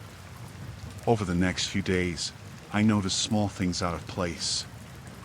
A drawer half open that I swore I'd closed, my shoes not where I left them, and once, I found a faint footprint on the kitchen floor that wasn't mine. I tried to convince myself I was just tired or absent-minded, but deep down, I knew something was off. One evening, I was brushing my teeth before bed when I heard the closet door creak open slowly.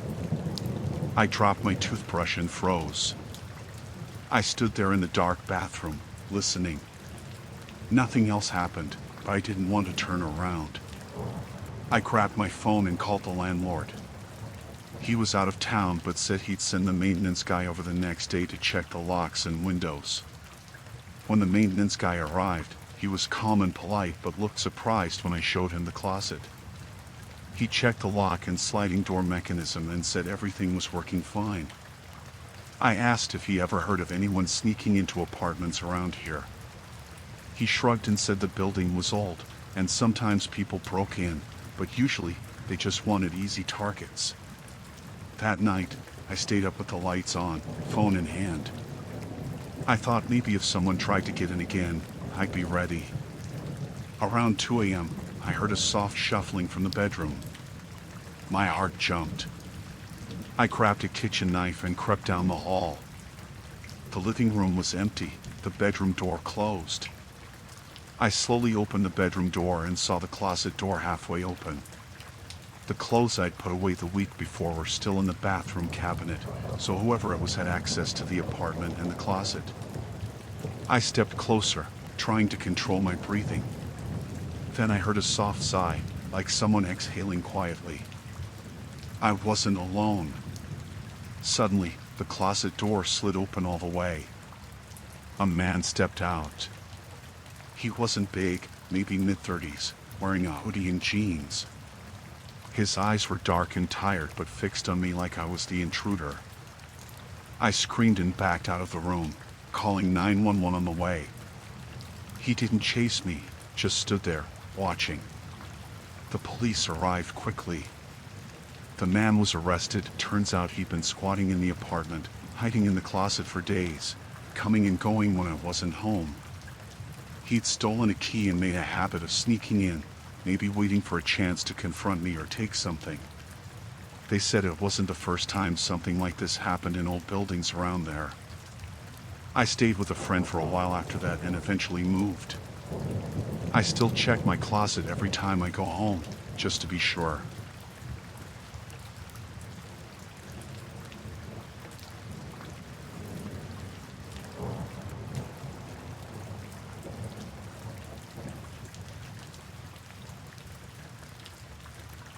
I never thought this would happen to me. You always hear about it, people coming home to find their stuff messed with, things moved around, signs of someone having been in their home, but you never really think it'll happen to you. And when it does, you just freeze. It started like any other evening. I had been at work all day and was tired. My feet were sore from walking around, my mind was just ready to shut off for the night. I didn't think much of it as I unlocked the door to my apartment and stepped inside. The smell of my apartment hit me first, the faint scent of the candle I had left burning earlier. But something felt off, like a weird stillness in the air. I couldn't put my finger on it at first. I set my bag down by the door, kicked off my shoes, and glanced around. Nothing seemed too out of place. The living room was as I'd left it, couch cushions in the right spots, the TV remote on the coffee table. My kitchen was untouched. Still, there was something about it all that felt wrong, and I couldn't shake the feeling. I walked down the hall to my bedroom and froze. The door was slightly ajar. I never leave it open. Not even a little. My heart started to race. I pushed the door open, expecting the worst. But everything seemed fine. Bed neatly made, clothes folded, nothing knocked over. But then I noticed something out of place. My bathroom door, which was always shut, was cracked open too. I stepped toward it slowly, dreading what I might find. The light was on inside, and I could see a shadow on the floor. I pushed the door open all the way, and that's when I saw it. There, on the floor, was a piece of clothing. A plain white t-shirt. Not mine. I stared at it for a second, my mind trying to process what I was seeing. I didn't recognize it. It wasn't a shirt I owned, and it definitely wasn't something I'd ever bought. I knelt down and picked it up, feeling the fabric. It was soft, clean. It hadn't been there before.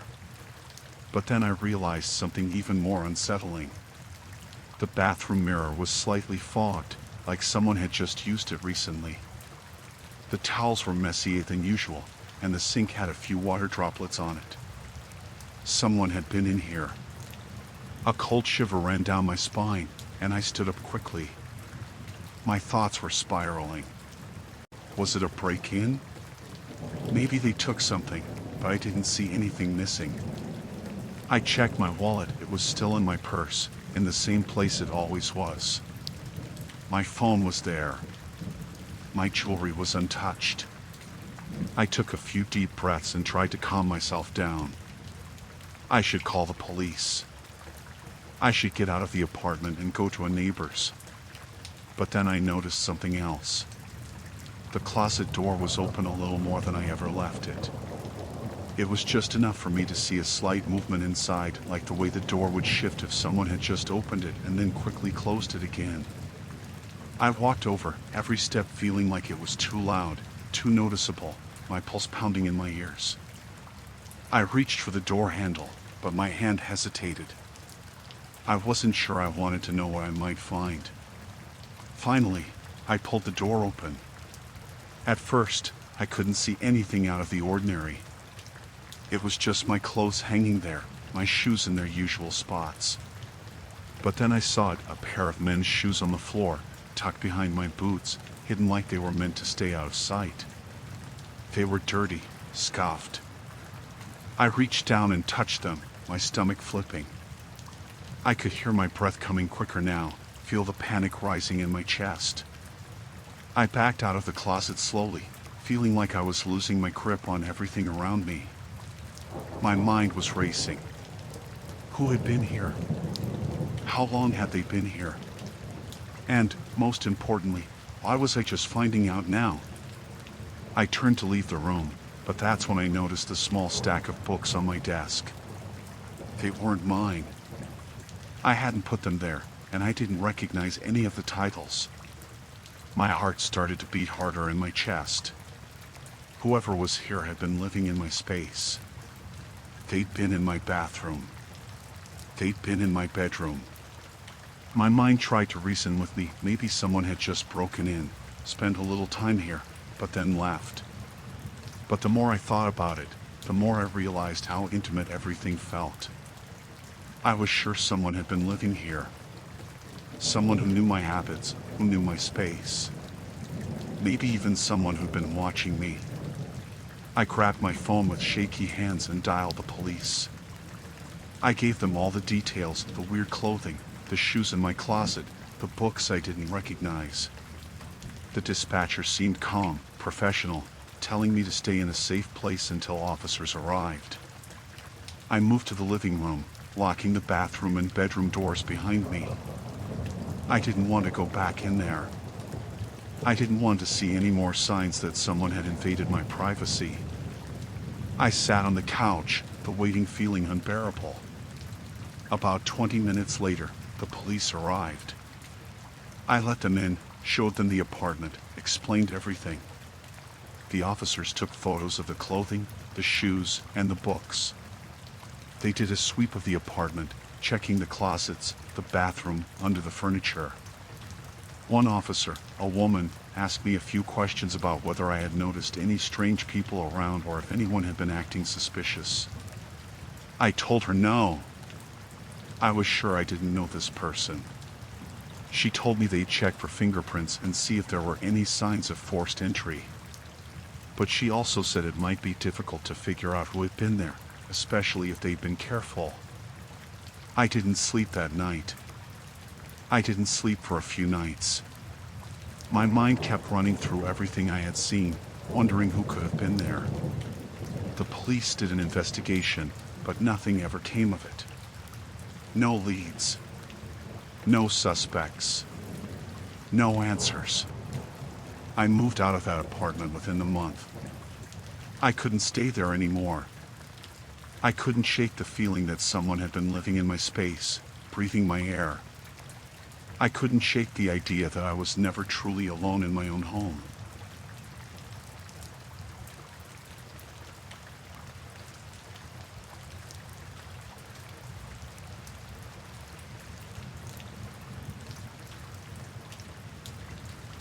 I never thought something like this could happen to me. I've always considered myself cautious, but looking back now, I realize I might have been too trusting. This all started a few weeks ago, and I've had trouble shaking it off since. It all began when I started walking to work. I live in a small town, and the commute is short, maybe 20 minutes on foot. It's a nice walk through some quiet streets and a couple of parks. I've always enjoyed the morning air, the calm before the day starts. I'm one of those people who likes to get up a bit earlier than necessary, so I had the streets mostly to myself. One morning, I noticed a white van behind me as I walked. It wasn't anything too unusual. There are plenty of vans around here, especially with construction work and delivery trucks. But as I continued walking, I couldn't shake the feeling that it had been following me for longer than a simple coincidence. It kept pace, staying a few car lengths behind me. I didn't think much of it at first. Maybe it was just a van on a route, like the others. The next day, it happened again. I noticed the same van, white with no markings, right behind me. Same time, same place. Again, I brushed it off, but this time, I started paying a little more attention. As I walked, I tried to glance back casually, and I noticed that the van didn't seem to be going anywhere else. It just stayed there, following me down the street. The third day was when things started to feel strange. I decided to change my route to see if it was just a coincidence. I took a different street, one I usually don't use in the mornings. To my surprise, the van was still behind me, a few blocks away. It had followed me down the new street. My heart skipped a beat. There was no way it could just be a coincidence now, right? That night, I thought about it, tried to reason with myself. I told myself I was being paranoid. It was probably a delivery van, I convinced myself. Maybe it was just in the area. But I couldn't shake that feeling, the one you get when something doesn't seem right. I still had to walk to work the next day, so I tried to ignore it and focus on getting to the office. But the next day, it happened again. The same white van was following me. This time, I stopped for a moment and tried to look back without making it obvious. I saw the driver clearly for the first time. He looked to be in his mid-40s, wearing sunglasses and a baseball cap. He wasn't doing anything unusual, just driving slowly, as if waiting for me to move. At this point, I was starting to feel uneasy. There was no way I could keep pretending it was a coincidence. I decided to confront him. The following morning, I waited until I was a few blocks from my office. I made sure to glance back, and sure enough, the van was still there. I waited until we were at a stoplight and then turned sharply down an alleyway that led to a less busy street. My idea was to get off the main road and see if the van would follow. It did. It followed me down the alley, then onto the quieter street. I could feel my heart pounding in my chest, but I had made up my mind. I wasn't going to let this go on any longer. I wanted answers. I didn't stop walking, but I turned onto a side street where I knew there was a busier corner with people around. I glanced back, and there it was again, the van, still following me. I took a deep breath, then made my move. I quickly crossed the street and stood in front of a small cafe, pretending to look at the menu posted outside. As I waited, I saw the van slowly drive by, the driver turning his head to look at me as he passed. I knew this was my chance. I stepped out onto the sidewalk and started walking toward the van, trying to act calm, like I knew exactly what I was doing.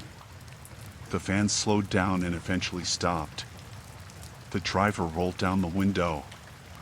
"Can I help you?" he asked, his voice a little too casual. I tried to sound confident as I asked, "Why have you been following me for the past few days?" His expression didn't change. He just stared at me for a moment, as if sizing me up, then shrugged. "I'm just in the area. I'm working nearby." "Working where?" I asked, my voice a little sharper than I intended. He shifted in his seat, but I could tell he was getting nervous. "I work for a delivery company. You know, just driving around. Nothing special." I didn't buy it. The van had no markings, and I couldn't see any delivery equipment inside. It looked like a plain, white van with tinted windows. "You've been following me for days. That's not normal." He just smiled, a bit too wide, like he was trying to stay calm. "Look, I didn't mean anything by it. It's just a coincidence. You're making a big deal out of nothing." I stood there for a moment, staring at him. There was something about the way he was acting that made my skin crawl. His eyes weren't right, there was a coldness to them that I didn't trust. It felt like he was lying, but I couldn't pin it down. My hands were shaking now, and I realized I needed to get away from him. "I don't believe you," I said, taking a step back. "I'm calling the police if you don't leave." The man hesitated for a moment, then started to roll up the window. "Fine, whatever," he said, his voice suddenly sounding annoyed. "You're crazy." And with that, he drove off. I watched the van disappear down the street, my heart still racing. I stood there for a while, trying to calm myself down, but I couldn't shake the feeling that something was wrong. I didn't know who he was or why he was following me, but I had a horrible feeling that he wasn't going to stop. I called a friend as soon as I could, and I told her everything. She suggested I talk to the police, but I wasn't sure if they would take me seriously. After all, I didn't have much proof, just a feeling that something was off. But I couldn't keep living like this, so I filed a report anyway, just in case. It's been a few weeks since then, and I haven't seen the van again. But I still don't feel safe. Every time I leave my house, I check my surroundings, and I still sometimes feel like I'm being watched. Maybe I'm paranoid, but I know I can't just forget about this. I don't walk the same route to work anymore. I change it up every day now, just in case. And I'll never forget the look in that driver's eyes.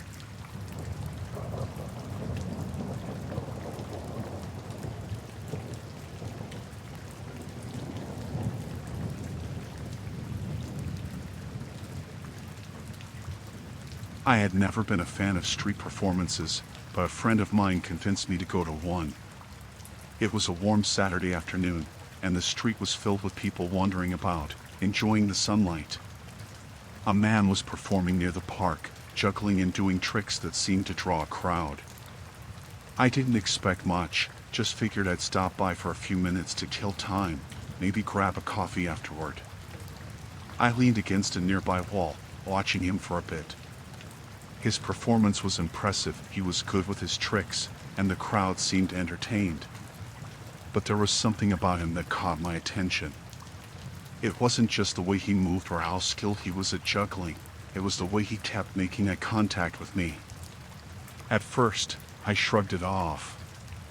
Maybe he was just performing to the crowd, trying to make everyone feel like they were part of the show. But every time I looked away, I could feel his gaze on me, and when I looked back, his eyes were locked onto mine. It wasn't like he was being subtle about it, either. It was intense, almost too intense. It made me uncomfortable.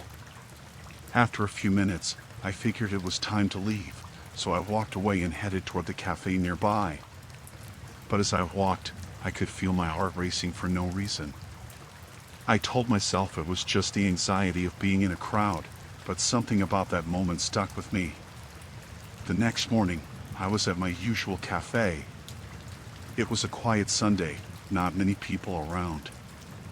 I ordered my coffee and found a seat near the window. I wasn't expecting to see anyone I knew.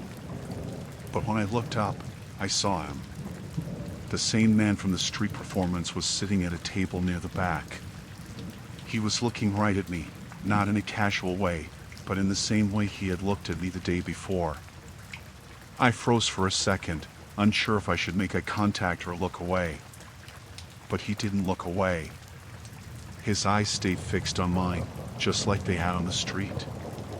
It felt like my chest was tightening. I got up quickly and left, telling myself it was just a coincidence. Maybe he lived nearby. Maybe he liked this cafe too. But as I left, I couldn't shake the feeling that he was following me somehow. The next day, I went to the gym. It was early, so the place was mostly empty. I did my usual workout, tried not to think too much about what had happened over the last few days. I didn't see him at first, and I told myself that maybe I was just overthinking everything.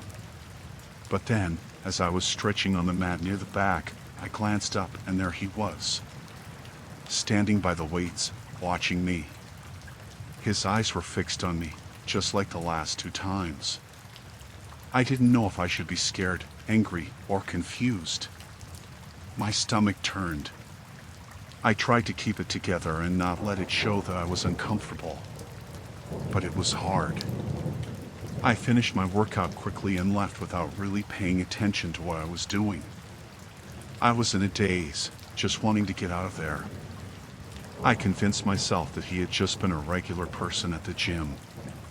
I tried to make excuses. But when I walked out, he was standing outside the gym, watching me.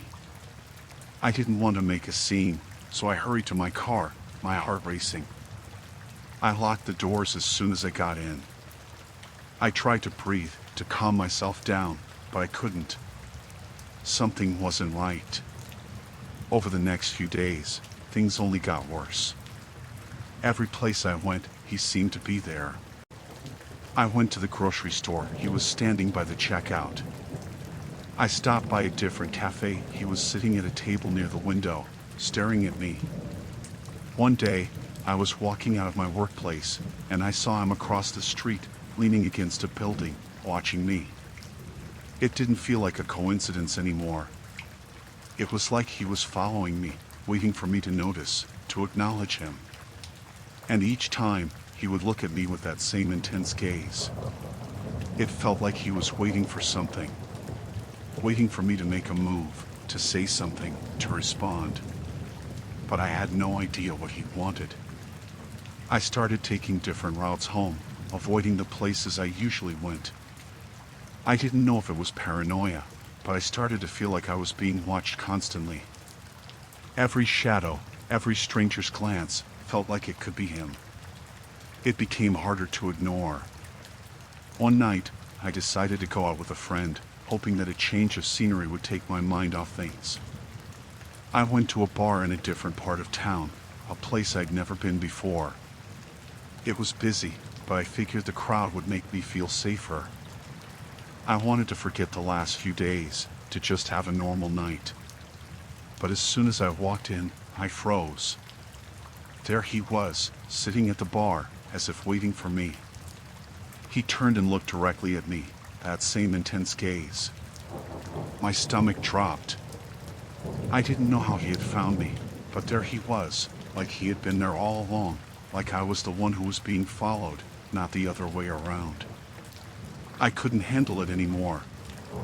I told my friend I wasn't feeling well, and we left immediately. As we stepped outside, I turned to look down the street one last time. He was standing across the road, just standing there, staring at me. It was like he had been waiting for me to leave. I didn't know what to do. I didn't feel safe anymore. I started to think about moving, changing my routine completely, getting as far away from this man as I could. But I couldn't shake the feeling that he was always one step ahead of me. I don't know if he ever stopped following me, but after that night, I started avoiding going out at all. I didn't want to go to the places I used to visit, and even when I did go out, I felt like I was constantly looking over my shoulder. He was always somewhere in the back of my mind, like a shadow I couldn't escape.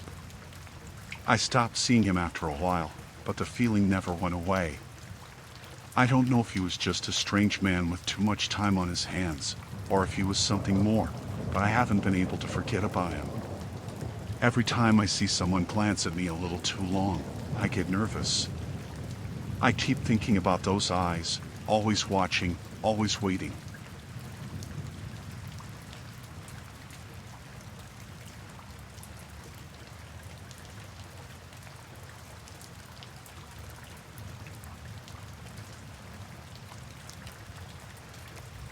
I never thought much about my neighbors.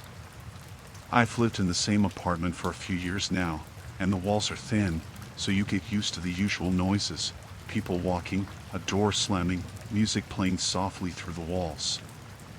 It's just city life. But then, about a month ago, I started hearing things that made my skin crawl.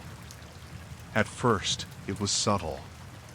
It would happen late at night, when everything was quiet. I'd be in bed, almost asleep, when I'd hear a soft thudding sound coming from the apartment next door. At first, I thought it was just someone dropping something or moving furniture, but it didn't stop. It would go on for hours, sometimes getting louder, almost like someone was pacing back and forth, but without any real pattern. The noises started getting more disturbing after a while. I started hearing scraping sounds, like something heavy was being dragged across the floor. The sounds were erratic, almost like something was being knocked over, followed by the sound of quick footsteps. I tried to ignore it for a few days, telling myself it was just a neighbor doing something at odd hours, but it started to affect me. I couldn't sleep. The noises were getting too consistent, too strange. One night, around 2 a.m., the sound of dragging and shuffling woke me up again. I had enough by that point. I got dressed, threw on my slippers, and decided to knock on my neighbor's door. I wasn't sure if I should, but I had to ask what was going on. I knocked 3 times, waited a moment, and knocked again. I was about to give up when I finally heard footsteps approaching from the other side. The door opened just a crack, and I saw the face of my neighbor for the first time. He was a man in his early 30s, tall, thin, and wearing a gray hoodie, his eyes wide and a little tired looking. "Can I help you?" he asked, voice a bit shaky, like he was startled. I cleared my throat and said, "I'm sorry to bother you, but I've been hearing strange noises coming from your apartment at night. It's been going on for a while now, and it's making it hard to sleep." He looked at me for a second, and then his face softened, like he was trying to be understanding. "Oh, I'm sorry about that. It's just, I've been moving some stuff around. You know, rearranging things. It's probably just the furniture being shifted." I nodded, not entirely convinced, but I didn't want to push it too hard. "Okay. I just thought I should mention it. It sounds a little strange sometimes, like something's dragging or being knocked over." He smiled awkwardly. "I get it. I'm really sorry. I'll try to keep it down. I'll be more careful with the furniture. Thanks for letting me know." I smiled back, still unsure, but I didn't want to make a big deal out of it. "All right, thanks. Good night." He shut the door, and I went back to my apartment. That night, the noises didn't come. For a couple of days, things seemed normal. But then, a week later, it started again. This time, it was worse. There was that dragging sound, then what sounded like a heavy object falling to the floor, followed by a weird, muffled thumping. It went on for hours, and I couldn't ignore it anymore. I was losing sleep, feeling paranoid, and I couldn't get the thought out of my head, what is going on over there? I decided to knock again. It was late, probably around midnight this time. I had barely knocked once when the door opened. He was standing there, still in the same gray hoodie, his eyes wide, but now with a strange, almost nervous energy. "Oh, it's you," he said, sounding surprised but not upset. "Is everything all right?" "I can hear it again," I said, trying to keep my voice calm. "The noises. It's still going on. And it's getting worse. I just don't understand what's happening." He shifted his weight uncomfortably and glanced around, like he was looking for an escape. "Yeah, sorry about that. It's just... I've been doing some repairs in the apartment. Fixing stuff, you know? I told you I was moving things around, but I guess it's just louder than I thought." His explanation didn't make any sense. I'd lived here for years, and I knew that building. Repairs don't sound like that. I knew what tools and noises came with repairs, and this wasn't it. There was a weirdness to the way he said it, like he was being evasive, like he didn't want to tell me something. "I'm not sure I believe that," I said slowly. "This isn't just furniture or repairs. It sounds like something's being dragged. Like someone's pacing or..." I said I'm sorry. "I'll do my best to keep it down," he interrupted quickly. "Don't worry about it." I hesitated for a moment, looking at him. He wasn't making eye contact, and his hands were fidgeting in his hoodie pockets. I didn't want to press him further, but I had this sinking feeling that something wasn't right. "Okay," I said, backing away from the door. "But if it doesn't stop, I'll have to let management know. This is becoming a problem." "Of course. I understand. I'll take care of it," he said, still not looking me in the eye. I didn't feel any better. There was something off about him, but I didn't want to escalate it. I walked back to my apartment, but the unease stayed with me. The next day, I was in the kitchen when I heard a knock at my door. I wasn't expecting anyone, and it was already late in the evening. I opened the door, and there he was again, standing awkwardly in the hallway. "Hey," he said, forcing a smile. "I just wanted to check on you. Make sure you're okay with the noise and everything. I didn't want you to feel uncomfortable. I can hear you sometimes through the walls, too, and I didn't mean to disturb you." I felt my heart race. I had only spoken to him twice, yet now he was knocking on my door for no reason, checking on me. It didn't feel right. I took a step back, trying to keep my voice calm. "I'm fine. Just, please keep the noise down. I don't need any more late-night disturbances." Of course, he said quickly.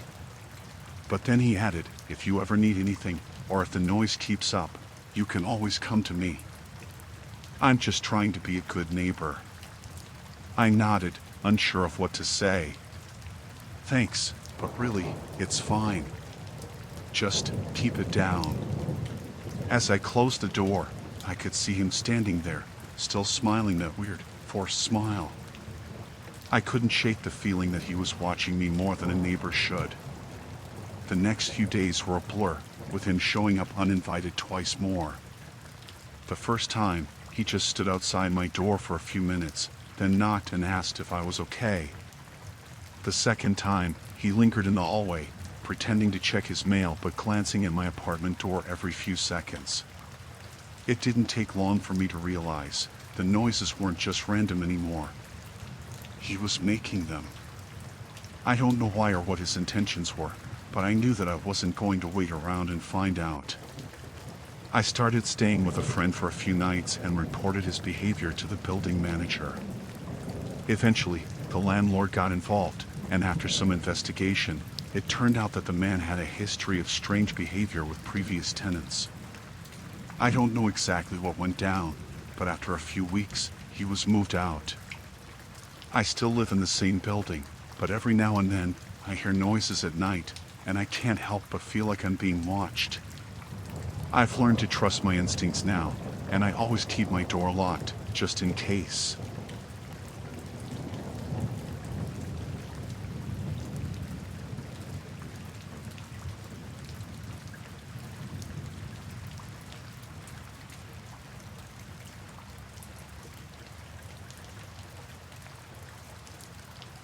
It happened about 6 months ago. I was working late, just trying to finish up some reports and get out of the office. I usually take the elevator down when I leave, don't really like the stairs, and the elevator's quick. This night, I was the last one in the office, so when I pressed the button, I was expecting to just ride down in peace and head home. But when the doors opened, there was a man standing inside. I didn't think much of it at first. He wore the maintenance uniform, dark blue with a name tag I didn't quite catch. I nodded at him, stepped inside, and pressed the button for the ground floor. I was tired, just wanted to get out of there. As the doors closed, he didn't press a button or say anything. I didn't think it was weird at first. Sometimes the maintenance people just ride along with you. But then, right as the elevator started moving, he turned to me and said, "We're gonna be stuck in here for hours." I laughed, thinking it was a joke. "Ah, really?" I said, glancing at the control panel. The elevator was moving fine, lights on, no issues. He didn't laugh. His face was serious, a little too serious. "Yeah," he said. "This thing always breaks down. We're gonna be here for a while." I felt my stomach tighten a little, but I tried to dismiss it. It wasn't unusual for an elevator to break down now and then, but it wasn't anything I needed to panic over. The building was well maintained. There was a slight shaking, a weird lurch, but the lights flickered, and everything stayed on. It seemed normal. The elevator kept going, and I noticed he wasn't looking at me. Instead, his eyes kept flicking back to the control panel, and then to the ceiling, like he was waiting for something to happen. Something about it made me uneasy, but I figured he was just a little on edge. Maintenance workers probably deal with all kinds of problems. But then the lights flickered again, and the elevator stopped with a jolt. I felt the sudden weight of the air in the small space. The floor indicator was still lit up, but the elevator wasn't moving. I pressed the emergency button, but the man didn't move. He just stood there, watching the panel. "Ah, are we stuck?" I asked, trying to keep my voice calm. I wasn't sure if I was more annoyed or scared. This wasn't a good situation, but I wasn't sure what to do next. He didn't respond immediately, just stared at the panel like it was going to fix itself. Then he looked up at me and said, "Told you. We're stuck. Could take hours." I didn't know what to say to that. I had assumed he was joking earlier, but now it felt real. I tried the emergency button again, but nothing happened. "Should we call for help?" I asked, still trying to keep my voice steady, though I was starting to feel the tension in my chest. He shrugged, like he didn't care. "They won't come. The system's down." That made no sense. The building had a whole emergency response system. There was no way no one would show up. The maintenance crew would be notified, and someone would be there within minutes, right? But this guy, he just stood there, his eyes fixed on the control panel. I didn't know what to do. I could feel the heat in the small space building, the air feeling thicker, suffocating. I glanced at the man again. His hands were clenched by his sides, and his breathing was uneven. I couldn't tell if he was scared or if something else was going on. "Hey, what's going on?" I asked again, trying to keep my voice firm but not make it sound like I was freaking out. "Is this some kind of joke?" His eyes snapped to me, and for a split second, I saw something in them, a weird, wild look that made my stomach drop. "You really think they'll help you?" he said, his voice suddenly low. "They won't. They'll leave us in here. It's always like this. It's always just the two of us." I laughed again, but this time it didn't feel right. "What do you mean, the two of us?" I asked, trying to hide how nervous I was starting to feel. He didn't answer right away. Instead, he turned back to the control panel, messing with the buttons again. His hands were shaking, and for a moment, I thought maybe he was just as scared as I was. But then he looked at me again and said, "We're gonna be here for a while. Hours. Could be longer." His eyes locked on mine, and there was something unsettling about the way he said it. Like he knew. I didn't know if I should argue or just shut up. Something in the pit of my stomach was telling me that this wasn't a normal situation. I felt trapped, like I was in a tiny box with a man who had suddenly turned off. I glanced around the elevator, looking for some way out. But everything looked normal, besides the fact that we were stuck in a box with no way to reach the outside world. I pressed the emergency button again, but still nothing. I tried to keep my voice steady, but I felt it shaking. "What's wrong with you? What do you mean, the two of us? What's going on?" My words were coming out sharper than I intended, but I didn't care. Something about the way he was acting, the way he was looking at me, made my nerves jump into high gear. He grinned, but it wasn't a friendly grin. It was empty. "It's just us now," he said. He took a step closer, and I instinctively stepped back. "Just us in here, waiting. We'll be stuck in here for hours." I don't know how, but I knew I had to get out of there. This wasn't just some malfunctioning elevator. This wasn't just a worker having a bad day. Something was wrong with him, and I needed to leave before it got worse. I didn't know how to get help or if anyone was coming, but I couldn't just stay there and let this guy get closer to me. I pressed the emergency button again, but this time I shouted into the intercom, "Help." I'm stuck in the elevator. Please, someone, help me. I don't know how long it was, maybe just a few minutes, but it felt like an eternity. Finally, I heard someone on the other end, responding to my call. We're sending someone right now. Stay calm. I didn't look back at the man. I just kept my eyes on the doors, hoping that the rescue crew would get there fast. And they did. The doors finally opened after what felt like forever, and I practically stumbled out of the elevator as soon as it did. I didn't look back at the man. I didn't want to know what he was doing or where he went.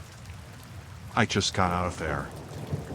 I haven't seen him since, but I still get a sinking feeling whenever I have to ride the elevator. I don't think I'll ever forget the way he looked at me that day. It wasn't normal. It wasn't just a malfunction. There was something else.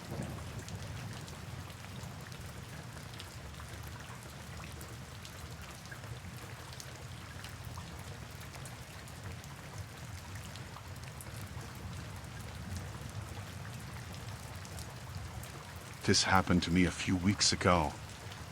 It was a regular Monday morning, and I was heading to work. The subway was packed, like it always is, but it was more crowded than usual. I had to squeeze into a corner, next to the doors, and I didn't think much of it at first. People are always on their phones, looking down, avoiding eye contact. So, I did the same, scrolling through my messages, trying to wake myself up. I had only been on the train for a few minutes when I started to feel off. It wasn't anything obvious at first.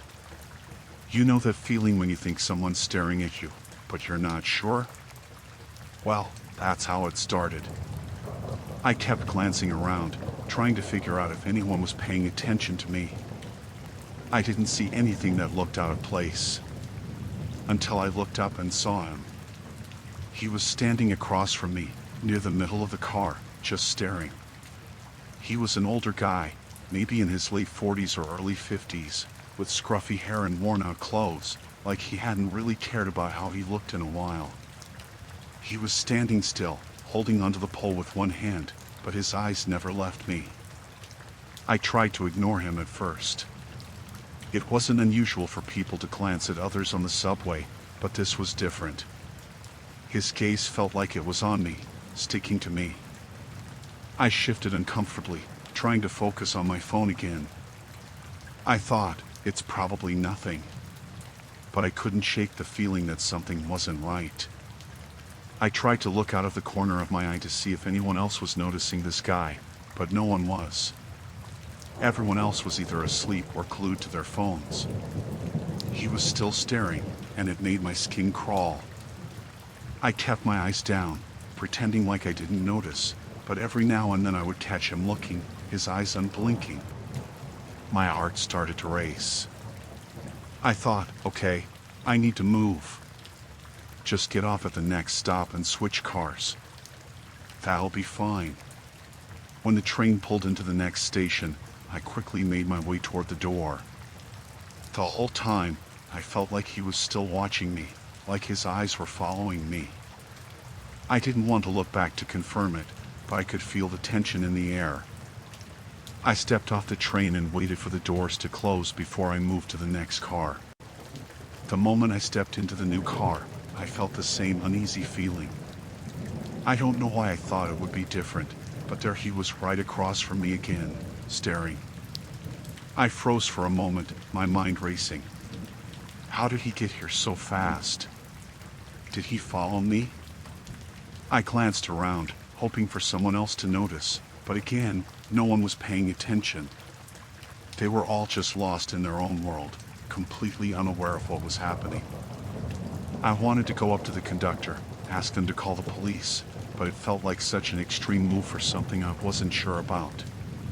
It could just be my imagination, right? But I couldn't shake the feeling of his eyes.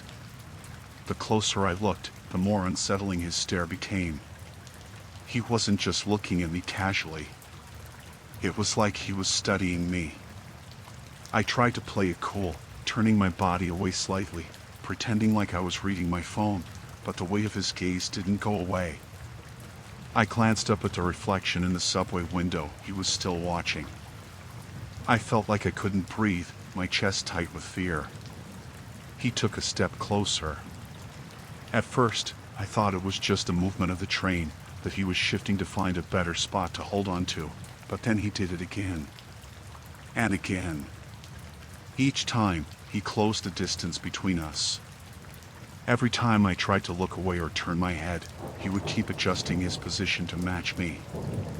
It was like he was trying to get closer, without actually saying anything. No words, no excuse. Just closing in. My anxiety spiked. My heart was pounding in my chest. I felt trapped.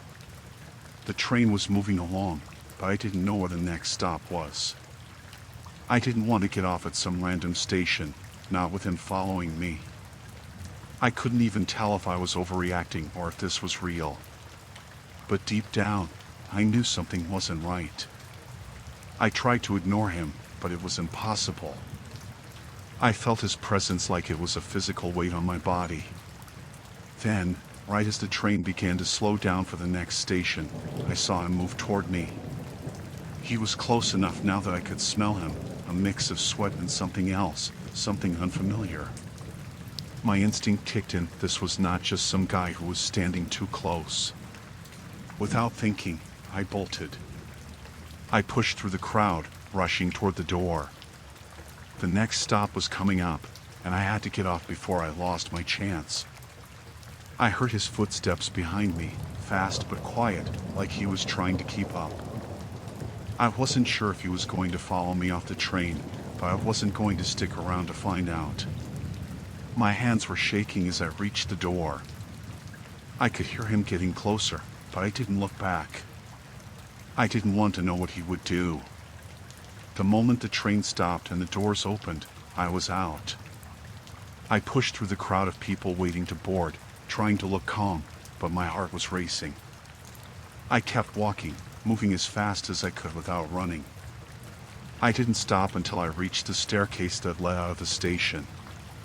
I didn't see him follow me. I didn't look back. When I got out onto the street, I felt the cold air on my face, and I could finally breathe again.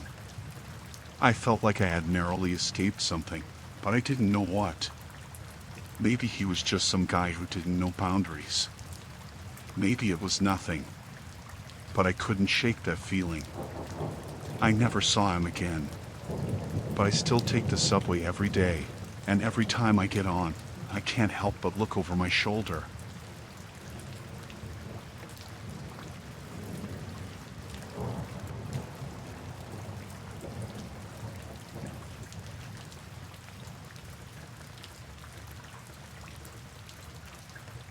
It started like any other evening.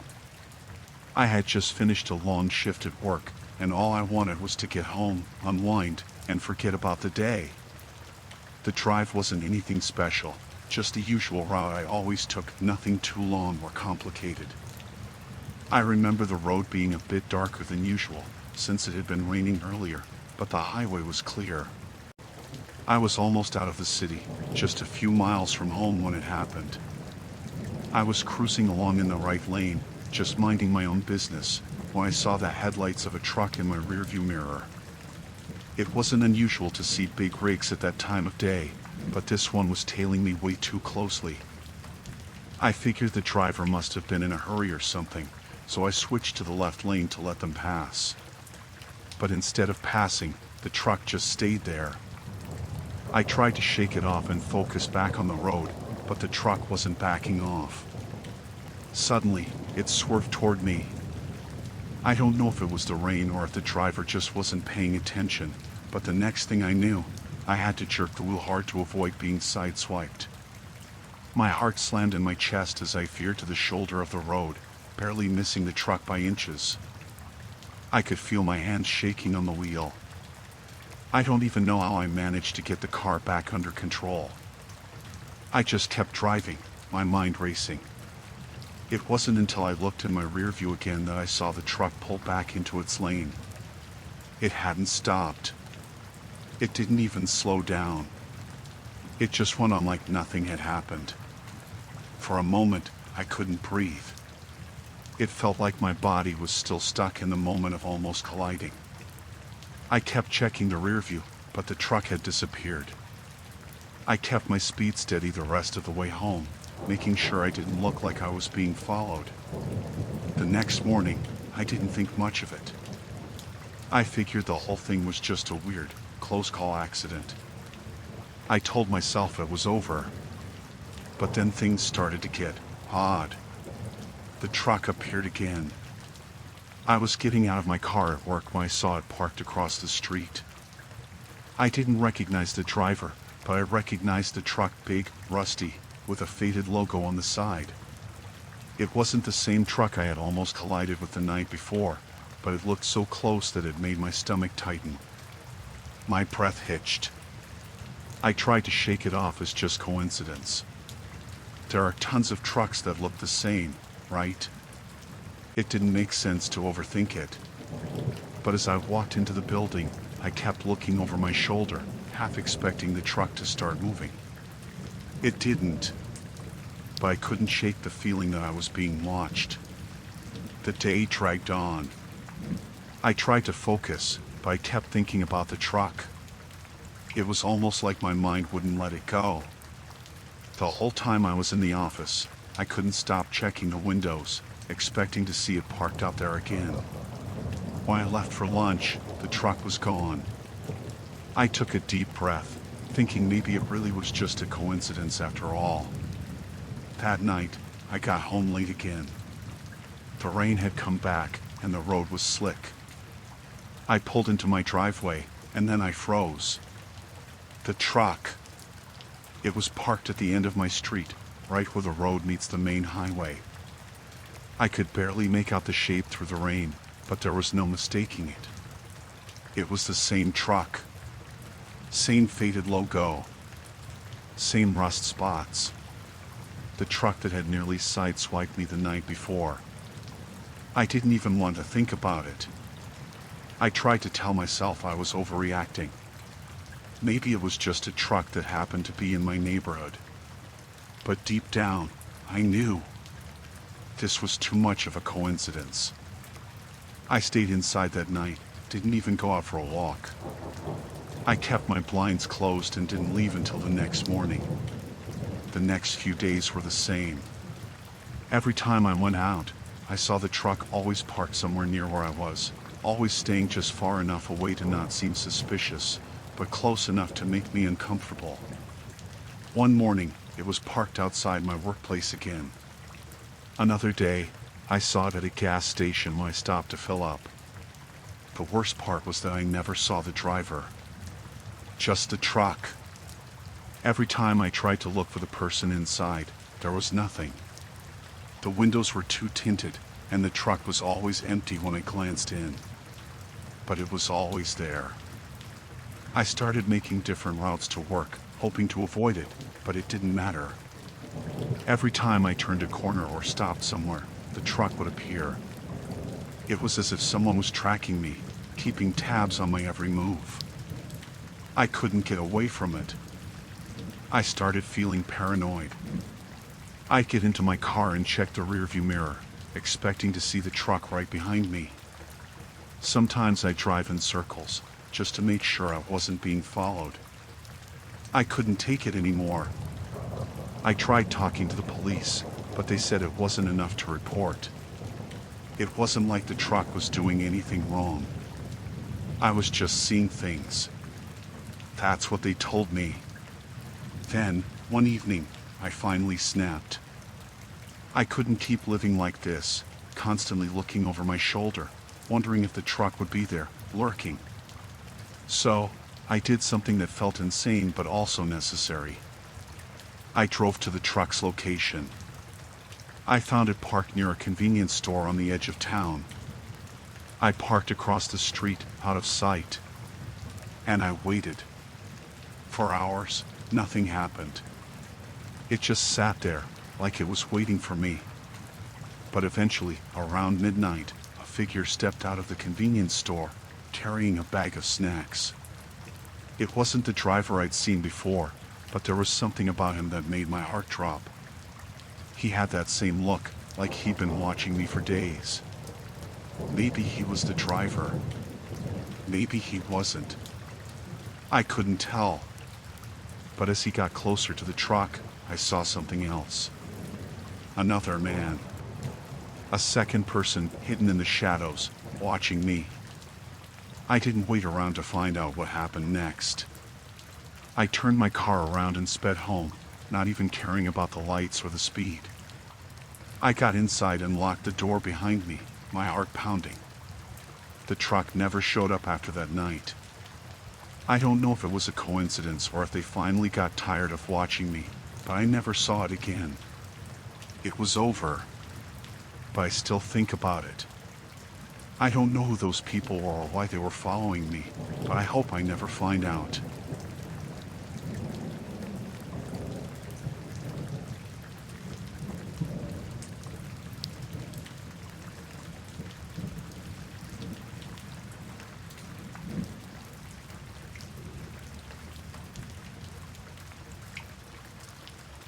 It was supposed to be a relaxing solo getaway. I had booked a room at this small hotel in the mountains, away from the hustle and bustle of the city. I wanted some quiet time to read, reflect, maybe take a hike or two. The place was a bit old, but it had good reviews and seemed like the perfect spot for a peaceful retreat. When I checked in, the receptionist, a young woman with pale skin and dark circles under her eyes, greeted me with a smile that didn't quite reach her eyes. She was polite but didn't say much beyond the essentials, like where my room was and what time breakfast was served. It wasn't anything strange, just a bit of a weird vibe. I brushed it off. It was late, and I was tired. I went up to my room, unpacked a little, and decided to take a shower. The water pressure was strong, which was nice. When I stepped out, wrapped in a towel, I glanced out the window. The view was beautiful, mountains stretching out far and wide. It was everything I had hoped for. I got dressed, made myself some tea, and settled in with a book. I wasn't expecting much excitement, but around 9 p.m., I heard a knock on the door. A soft knock, almost tentative. I figured it was probably just housekeeping, but when I opened it, there was no one in the hallway. I stepped out and looked both ways. Nothing. I shrugged, thinking maybe I had imagined it. I went back inside and locked the door. It wasn't long before I heard another knock, this time louder, more deliberate. I opened the door again, and this time, there was a man standing there. He wore a staff uniform, though it was slightly different from the usual hotel attire. His name tag read Eric. "I'm just checking in to make sure everything is all right," he said, his tone calm but distant. I was confused. "Everything is fine, thank you. Is there a problem?" He shook his head, but the way he didn't move, just stood there, made me feel uneasy. "Just making sure you're okay. It's part of our policy to check in with guests late at night, for your safety." I didn't think much of it, though it seemed a bit odd. "All right, well, I'm fine. Thanks." I started to close the door.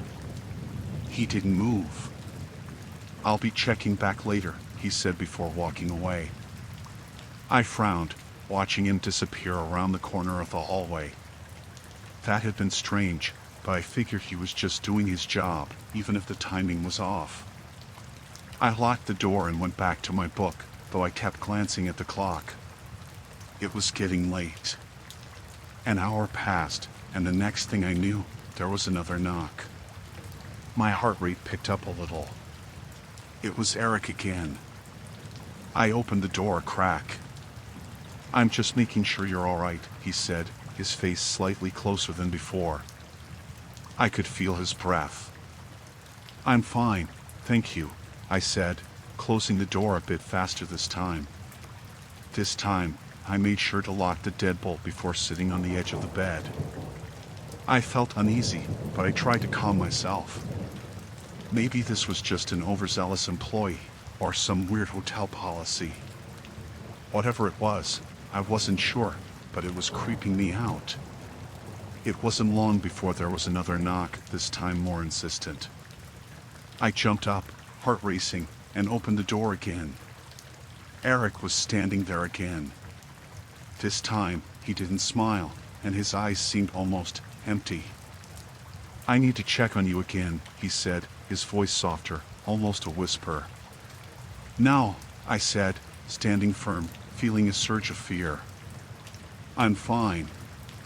"You've already checked. Please leave me alone." He didn't move. "I'm just making sure you're safe." I stepped back. "I'm safe. I don't need you to check on me again." For a moment, we just stood there, staring at each other. His expression was unreadable. I quickly slammed the door shut and locked it again. This time, I felt a rush of panic. I called the front desk, my hands trembling.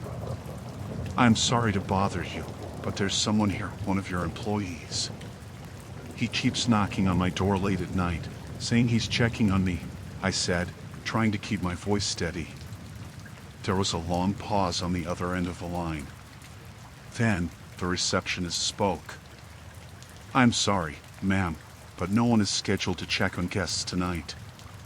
That sent a chill down my spine. "He's in a uniform," I said, my voice shaking. "His name is Eric. He's been knocking on my door for hours." Another pause. "I'm sorry, ma'am. I'll send someone up right away to check on it." I didn't feel reassured. In fact, I felt even more anxious. Why had they said no one was scheduled for that, if I had seen Eric with my own eyes? I waited, eyes fixed on the door. I tried to calm myself, but the moments stretched on. Minutes turned to half an hour. There was no knock. No staff member came to my door. Eventually, I grew brave enough to venture out into the hallway. It was quiet. Too quiet. I moved cautiously toward the elevator, my footsteps echoing on the hardwood floor. As I passed the reception area, I noticed the receptionist was nowhere to be found. The lobby was empty. I ran to the back exit, my heart pounding. My car was parked outside. I didn't know what was going on, but I wasn't about to stick around and find out.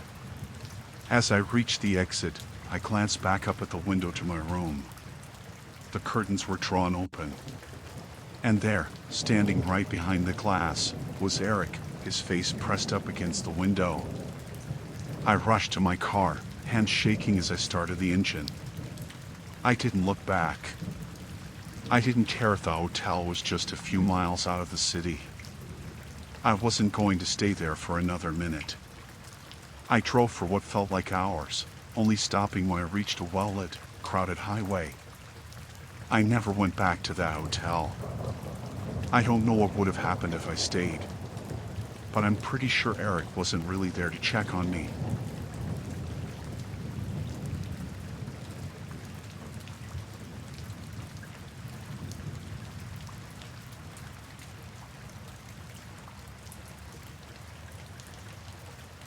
I never thought much about picking up hitchhikers, but it was late, and the rain had started coming down hard. I was driving back from a business trip, and I hadn't seen another car in over an hour. The roads were quiet, and I could barely see more than a few feet in front of me because of the rain. Then, on the side of the road, I saw him just standing there, drenched, thumb out, staring into the headlights. I debated for a second. Normally, I wouldn't stop, but something made me pull over. Maybe it was the way he looked. He seemed harmless, just a guy in his mid-30s, with a rain-soaked jacket and a tired face. I rolled down the window a bit. "You need a ride?" I asked. He nodded quickly, stepping toward the car.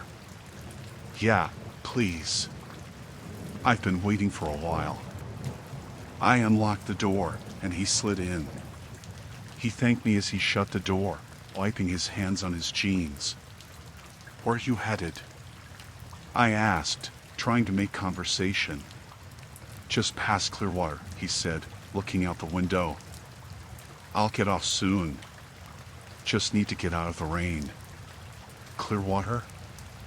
"That's a couple hours away," I said, but I didn't mind.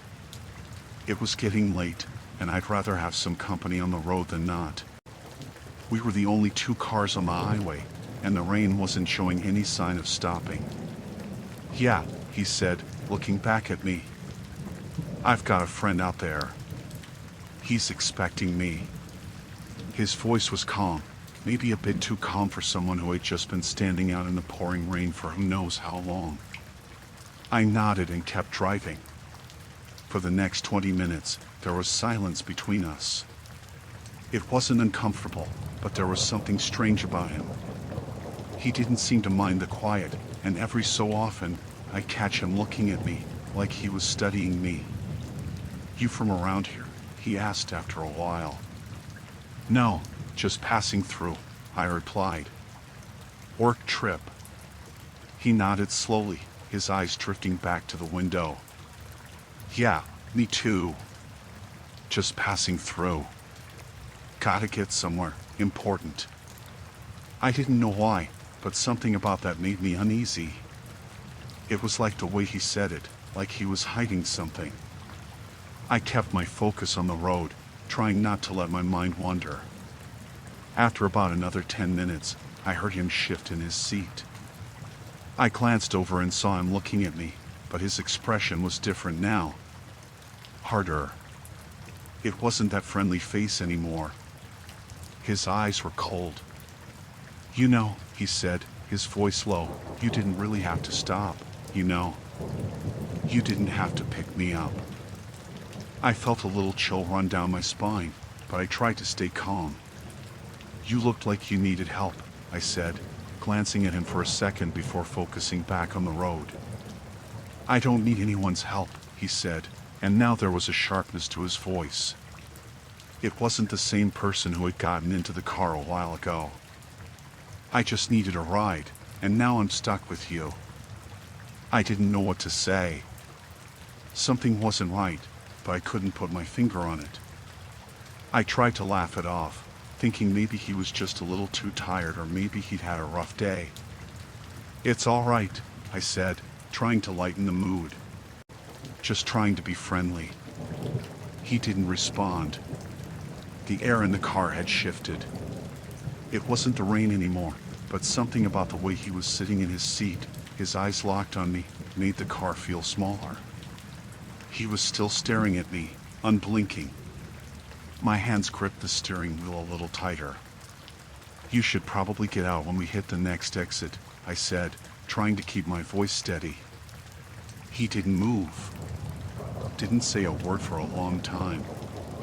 I glanced at him, just as the headlights cut through the rain. "Hey," I said. Before I could finish, he suddenly reached forward, grabbing the door handle like he was about to throw it open. I swerved to the side, almost hitting the guardrail.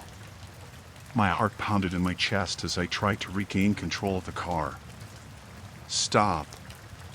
I yelled, my voice shaking now. He let go of the handle, but he was still staring at me, his face twisted into something I couldn't quite read. "You think I'm just gonna let you tell me what to do? You think I'm just gonna get out when you say so?" The rain was pounding harder now, and the headlights barely cut through it. I tried to focus on the road, my hands slipping on the wheel. "What the hell is wrong with you?" I said, my voice shaky. "You're not as nice as you think," he muttered. "You picked me up, so you deal with me now." I was starting to panic, but I tried not to show it. I didn't want to make him angrier. "I'll pull over at the next exit," I said. "You can get out there." He was quiet for a moment. Then he leaned back in his seat and chuckled. It wasn't a laugh, it was a low, eerie sound, like he was mocking me. "You think I'm gonna get out? After all this?" I looked at him again, this time fully aware of the danger. He wasn't planning on leaving. I knew it then, but I wasn't sure what to do. "You need to get out," I said again, my voice firm, but my heart was racing. But now he just grinned. It was a slow, deliberate smile, and something in it made me want to vomit. "You don't get it, do you?" "I'm not getting out," he said.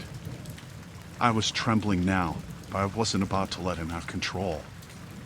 I quickly reached for my phone, planning to call for help, but before I could do anything, he reached across the seat and grabbed my wrist. His fingers were like iron, digging into my skin. "You can't just call someone," he hissed. I yanked my wrist away, my mind racing. I had to think fast. I couldn't let him control this situation. I focused on the road, trying to remain calm, even though panic was rising inside me.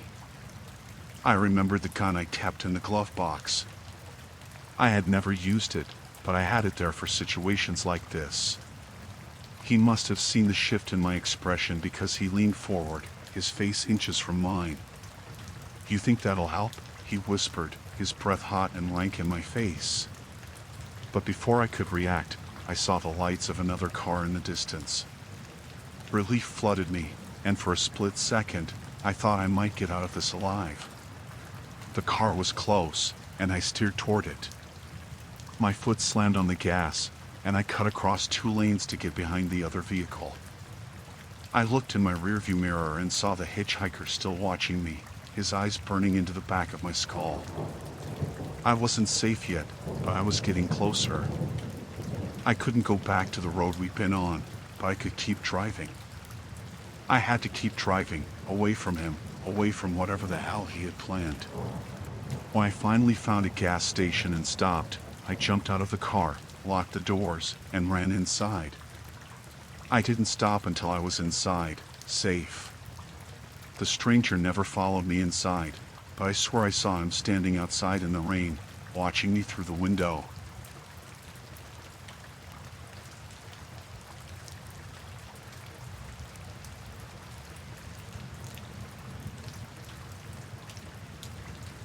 I've been running the same route for years.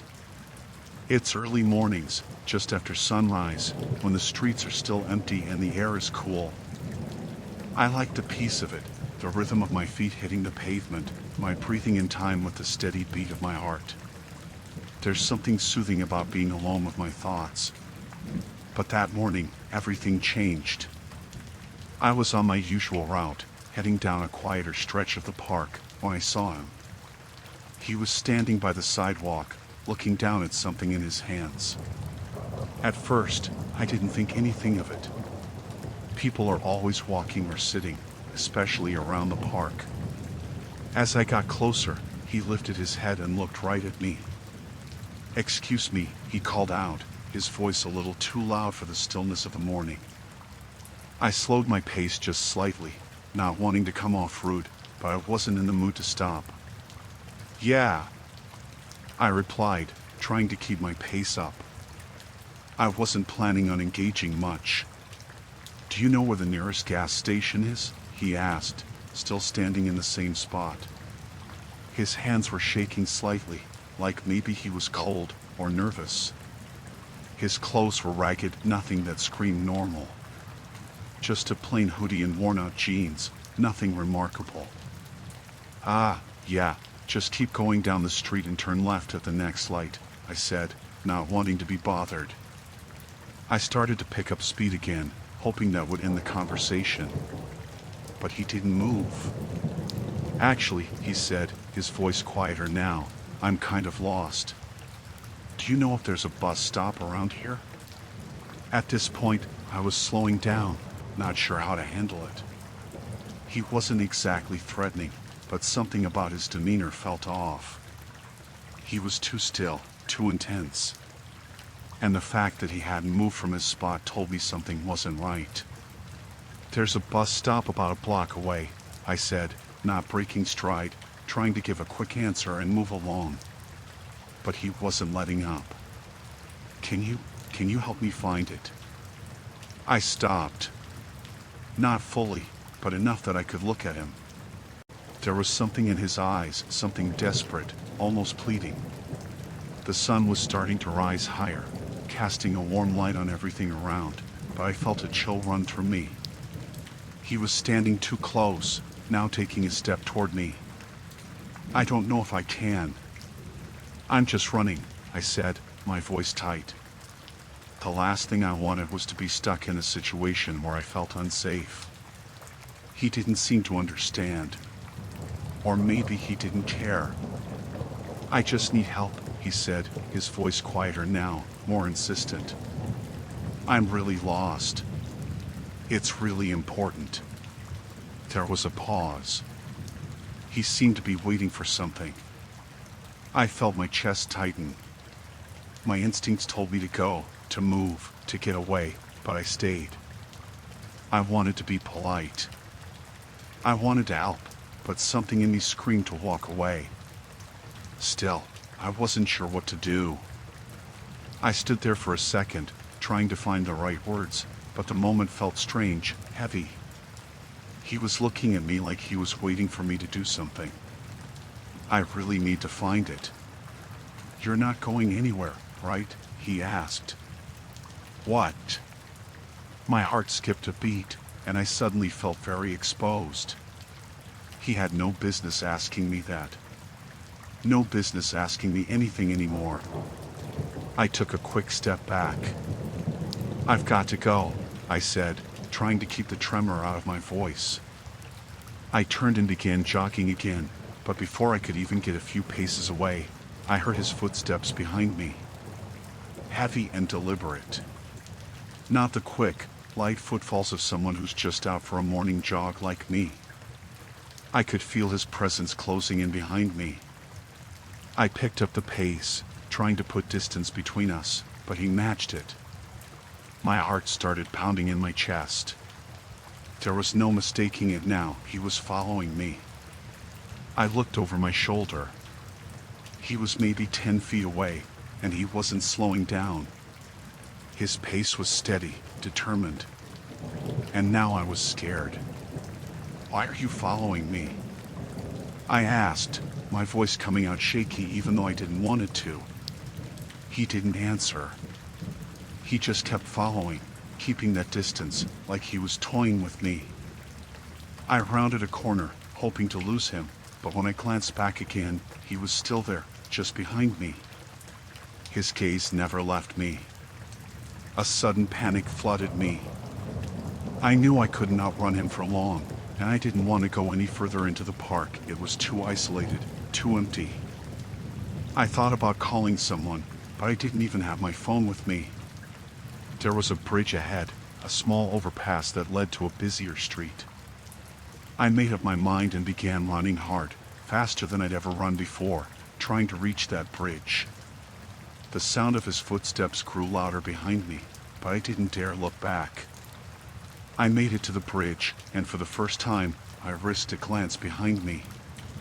He was still there, maybe 20 feet back. But something had changed. The look in his eyes was more urgent now, like he realized he'd almost lost me. I didn't wait to find out what would happen next. I ran as fast as I could, toward the main road where there were cars, people, life. I couldn't risk staying in that park, not with him so close. I made it to the main street and kept going until I reached a convenience store. The door was unlocked, and I rushed inside, breathless, shaking. I looked out the window, but he didn't follow me any further. He had stopped just at the entrance to the park, watching me. And then he turned and disappeared back into the trees. I stayed inside for a while, unsure of what to do. I didn't call the police because I couldn't explain it. Nothing had really happened, right? He hadn't hurt me. He just followed me, made me feel like prey. But it was enough to make my heart race even now, days later. I don't know what his intentions were, but I know one thing. I've never run that route again.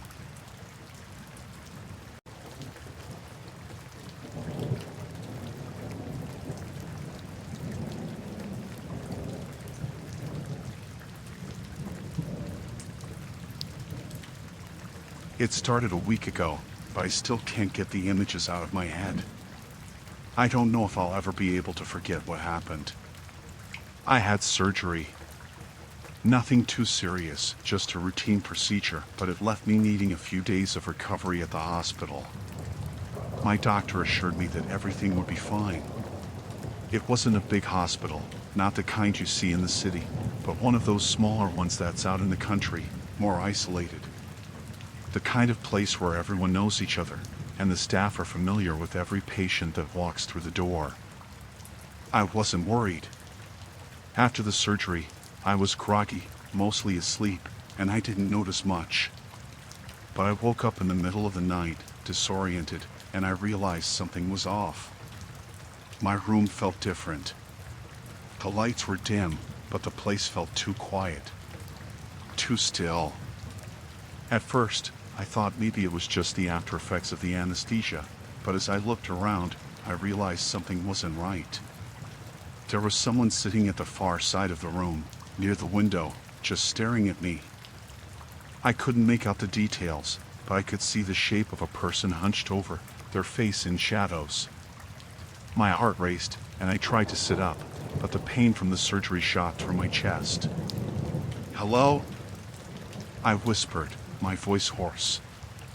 I wasn't sure what to expect, but the person didn't answer. They just sat there, motionless. My throat was dry, and I wanted to scream, but I didn't.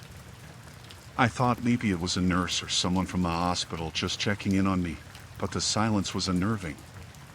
After a few moments, the person shifted slightly.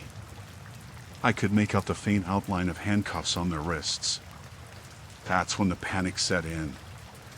I was alone with someone who had been restrained. That's when I heard a faint shuffle and the jangle of metal. I tried to call out again, but nothing came out. My throat was too dry. I could barely move, still recovering from the surgery, and now my mind was racing with questions. Why was someone in handcuffs here? Why hadn't anyone told me about this? The person moved slightly. I could feel my heart in my throat as I watched the shadows. I tried to stay calm, but I could hear the faint clink of metal every time they shifted in their seat. I needed help. I needed to get out of there. My instinct was to press the nurse call button, but when I reached for it, I realized the cord had been cut. That's when I started to panic. I tried to look around the room, my vision still blurry from the meds, but the silence was suffocating. Then, out of the corner of my eye, I saw it. The door to my room, which was supposed to be locked for safety, was ajar. And that's when I heard it. The faint sound of footsteps approaching. My blood ran cold.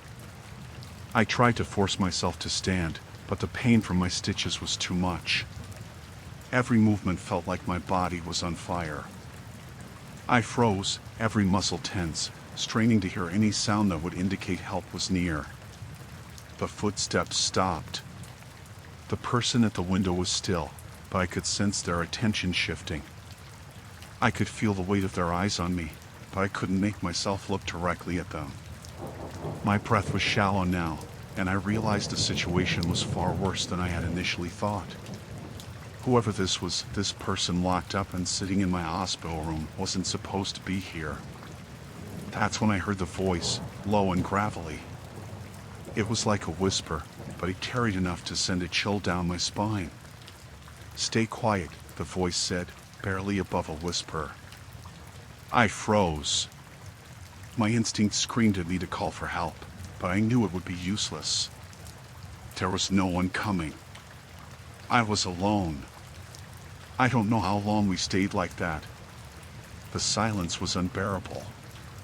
My only focus was the handcuffs, the metallic sound, the person in my room. My thoughts raced through possibilities, none of them good. Then it happened. The lights went out. The whole hospital went dark, and all I could hear was the sound of my heartbeat and the distant hum of the emergency generator kicking in. The power failure was brief, just long enough to leave the entire building in pitch black darkness. It was enough to make everything seem even more sinister. I could hear the person standing up now, moving in the dark, footsteps coming closer. I felt my entire body freeze in terror.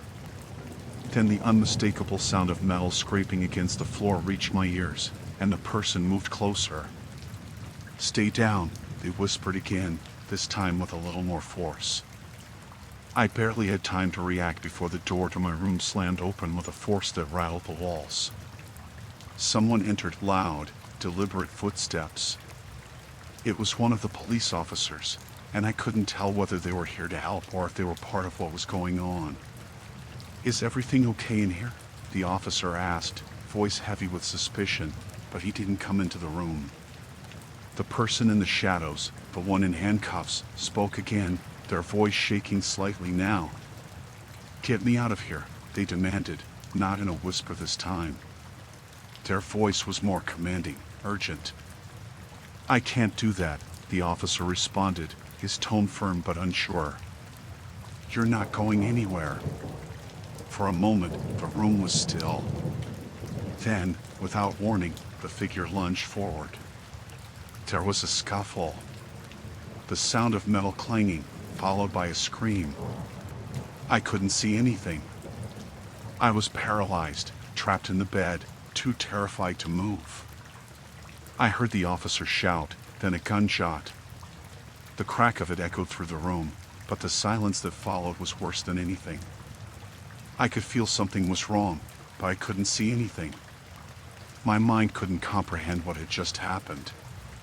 The officer came in finally, his flashlight cutting through the darkness, and I saw him kneeling beside me. He was saying something, but I couldn't hear it over the ringing in my ears. I was moved quickly after that, taken to another room. The doctor came in to check on me, but I was still too disoriented to make sense of it all. Later, I learned the full story. The person who had been in my room wasn't just any criminal. They were violent, dangerous, and had been caught on charges I didn't want to know. The officer had been keeping them in my room by mistake. They'd been placed in the wrong ward. The power outage had been the perfect opportunity for them to escape, except they didn't expect the officer to intervene. But by then, it was too late for me. I couldn't erase the memory of that night, the feeling of being trapped in a room with someone who should never have been there. It took weeks for me to feel safe again. And I still don't trust hospitals. The whole thing still feels unreal. But it happened, and I don't think I'll ever be able to forget it.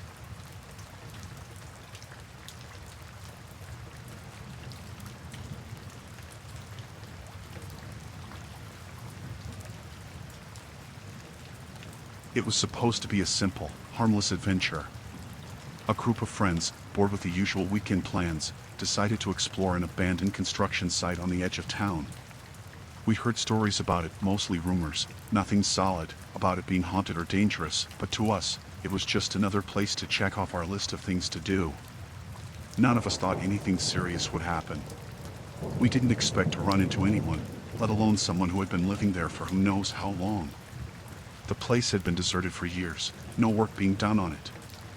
The concrete walls were half finished, the skeleton of the building rising up in jagged shapes where workers had clearly stopped. Broken windows, rusted metal, and piles of debris filled the area, making it feel like a ghost town. We thought it would be fun to just roam around, maybe snap some photos for the gram and see what was left behind. It was only supposed to be a quick trip. It was me, Chris, Danny, and Liam. We'd all been friends for a long time, and none of us had any qualms about sneaking into abandoned places. But this was different. We climbed over the gate at the edge of the site, which was easy enough since the lock was broken and the fence barely stood upright. The place felt off immediately, but none of us said anything. The sun was starting to set, casting long shadows over the site, but we figured we'd be in and out before it got too dark. As we wandered deeper into the site, we joked and laughed. The silence was unsettling, though, in a way that didn't feel normal. It wasn't like other places we'd explored. There was something heavy in the air, like the kind of silence you get when you know someone is watching you, even though you can't see them. It should have been a clue, but we didn't listen to our instincts. We were near the farthest corner of the site when we heard the noise.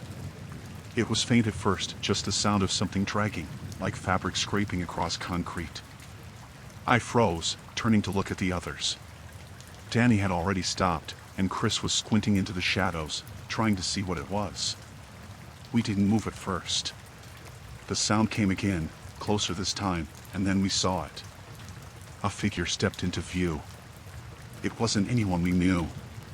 He looked like he had just crawled out from one of the ruins. Dirty, ragged clothes, his face covered in a thick beard, his eyes wide and unblinking. He was dragging something behind him. No, not something, someone. A bag, or maybe a tarp, but it looked like it was full of something heavy. We all stood still, unsure of what to do. My heart was hammering in my chest. Danny was the first to speak. "Who are you?" she asked, her voice wavering, but she tried to sound confident. The man didn't answer at first. He just stared at us, his eyes cold and calculating, as if he was trying to figure us out. "You shouldn't be here," he finally said, his voice low, almost too calm. There was a strange edge to it, like he was on the verge of something. We didn't move. None of us knew how to react. Was he a squatter? Was he living here, hiding out from something or someone? The air felt thick now, heavy with tension. It was clear that he wasn't happy to see us. "I said you shouldn't be here," he repeated, stepping forward. His eyes didn't leave ours. His hand reached down toward the bag at his side, but he didn't pull anything out. He just kept staring at us like he was waiting for someone to make the first move. I wanted to say something, to explain that we were just exploring, that we meant no harm. But my mouth was dry. I couldn't find the words. It was like the atmosphere had thickened around us, and I was suddenly too scared to speak. Chris took a step back, looking at the rest of us. His face was pale, and I could see him searching for an escape route in his mind. I could feel it, too. It wasn't safe anymore. The man's eyes narrowed as he saw Chris move. "No one's leaving," he said. His voice was much colder now, much more serious. Before any of us could react, he moved quickly, too quickly. He grabbed Liam by the arm, pulling him toward him with terrifying strength. Liam yelled, stumbling as the man yanked him forward, his hand tightening around his wrist like a vice. "Let him go!" Danny shouted, but the man didn't flinch. He dragged Liam with him to the nearby wall, slamming him against it with enough force that I heard a thud echo through the air. Liam was gasping for breath, clearly shocked, but still fighting back. His hands were free now, but the man was still holding him by the collar, pressing him against the crumbling concrete. "You don't belong here," the man said again, his voice cold and final. It all happened so fast. My mind was racing. I wanted to help Liam, but I didn't know what to do. Danny was frozen in place, her eyes wide with fear.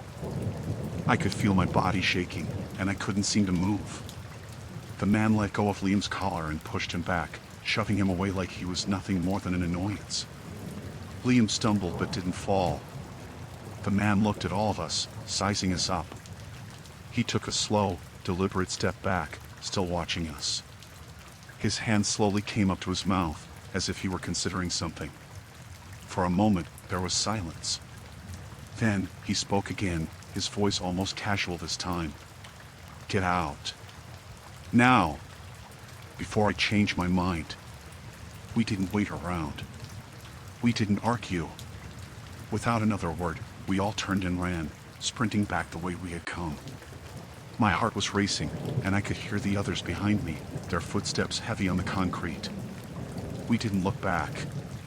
We made it to the edge of the site, where the gate was. I don't think any of us stopped to breathe until we were out of the fence and onto the road. We didn't even slow down until we were far away, standing by the side of the road, trying to catch our breath.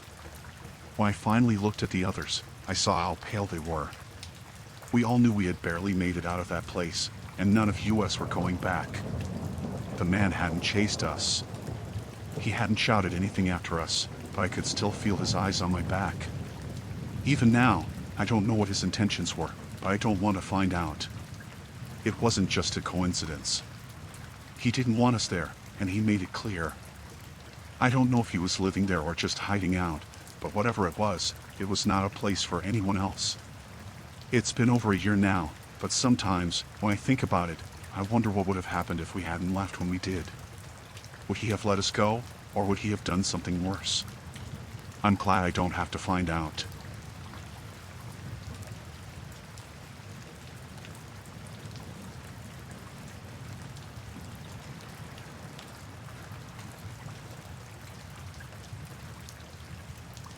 I've been debating whether or not I should post this. It feels too weird to even talk about, but it's something that's been haunting me since it happened. I don't even know if I can make anyone understand just how strange and unsettling it was. But I have to get it off my chest. My boyfriend, Ben, and I were looking for a quiet weekend getaway. We've been dating for a little over a year, and we both needed a break from work. Something peaceful, somewhere remote, away from the noise of the city. We found this Airbnb listing in the middle of nowhere, an isolated cabin in a small rural town, with nothing around it but woods. Perfect for getting away from everything, or so we thought. The place looked charming in the photos, rustic and cozy, with wooden beams, a stone fireplace, and big windows.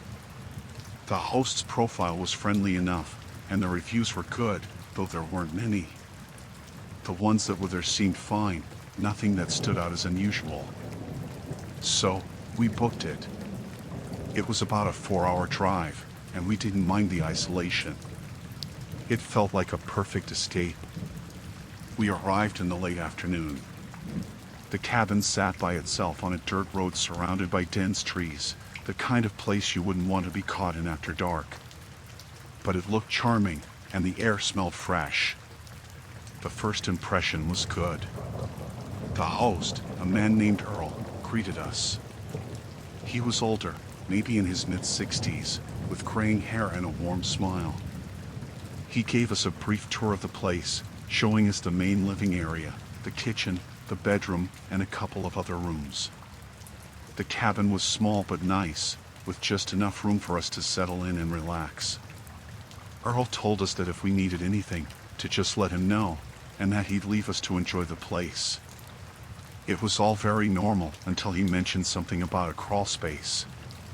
"Just be careful up there," he said, pointing to a small door in the ceiling of the hallway. "It's a little tight. I've kept it locked up for years. You don't need to worry about it."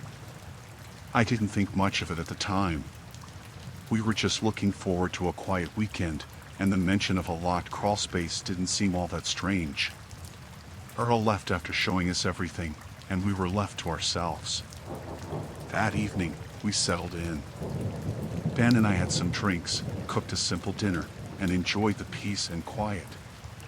It was nice. We went to bed early, both of us glad to have a break. But around 3 a.m., I woke up for no particular reason. I didn't hear anything, but I just couldn't fall back to sleep. I tossed and turned for a while, then decided to go to the bathroom. When I walked down the hallway toward the bathroom, I saw just a small, faint light coming from the edge of the crawlspace door.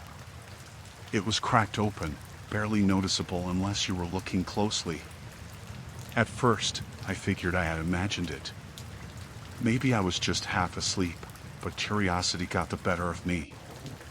I approached it slowly, leaning in close. I could hear faint rustling, almost like something shifting inside. Maybe it was just an animal or the house settling. But it was enough to make me hesitate. I didn't want to wake Ben up, but my curiosity won out. I reached up to open the door and peered inside. The crawl space was small, barely tall enough to crouch in. It was dark, but the dim light from the hallway cast just enough glow for me to make out the edges of the space. There was a small, dusty box in the far corner. I couldn't resist. I grabbed a flashlight from the kitchen, climbed up onto the ladder, and opened it. The box was filled with photographs, old ones. I could tell they were from different decades, ranging from the 90s to maybe the early 2000s. At first, I didn't think much of it. They were just regular pictures, people standing in front of the cabin, smiling. But then I looked closer at the backs of the photos. Each photo had notes written on it in small, neat handwriting. Stayed here July 15th, 2003, nice couple. December 12th, 1998, great guests, quiet. The more I flipped through, the worse it got. There were newer photos, two people I didn't recognize, but they were all taken at the cabin, smiling in front of the porch, or by the fireplace, or sitting on the couch. But as I went through them, something started to feel off. The notes began to change. The writing got darker. Stayed here November 3rd, 2011, he was nervous the whole time. June 6th, 2005, she kept looking out the window all night. And then, I found one that made my stomach drop. It was a picture of a woman, smiling like the others, but the note on the back was chilling. She never came back. I froze. My heart was pounding in my chest. There were several more like that. People who never came back or left early without explanation. I don't know why I kept reading, but I did. I heard a sound behind me. It was soft, but I could tell it wasn't just the owls settling. I turned around, feeling that panic rise in my chest. There, standing in the hallway, was Earl. His face was pale, almost sickly, and he was staring at me without saying a word. "Earl?" I asked, my voice barely above a whisper. "What is this?" He didn't respond at first. He just walked toward me slowly, his eyes never leaving mine. The silence was deafening. "Those people," he finally said, his voice cold, "they didn't leave." "Not all of them." I didn't know what to say. I backed away from the crawl space, the box still in my hands. "What are you talking about?" Earl's face twisted in a way I'll never forget. He looked almost sad, like he was apologizing for something, but his eyes were calculating. "You weren't supposed to find that. You should have stayed away." I could barely breathe. I took another step back, but he was already standing too close. I didn't know what he was capable of. "You need to leave," he said, his voice lowering to a whisper. "Now." I didn't wait for another second. I ran. I didn't even bother waking Ben. I grabbed my bag, slammed the front door open, and sprinted into the woods. I heard him calling after me, but I didn't stop. I never looked back. The next morning, I drove back home. Ben was confused when he woke up and saw I was gone, but I didn't tell him everything. I don't think he believed me if I did. But I can't shake what I found in that crawl space. The photos. The notes. Earl's face. The people who didn't leave. I haven't been back to that cabin, and I won't. I don't know what would have happened if I'd stayed another night. I don't ever want to find out.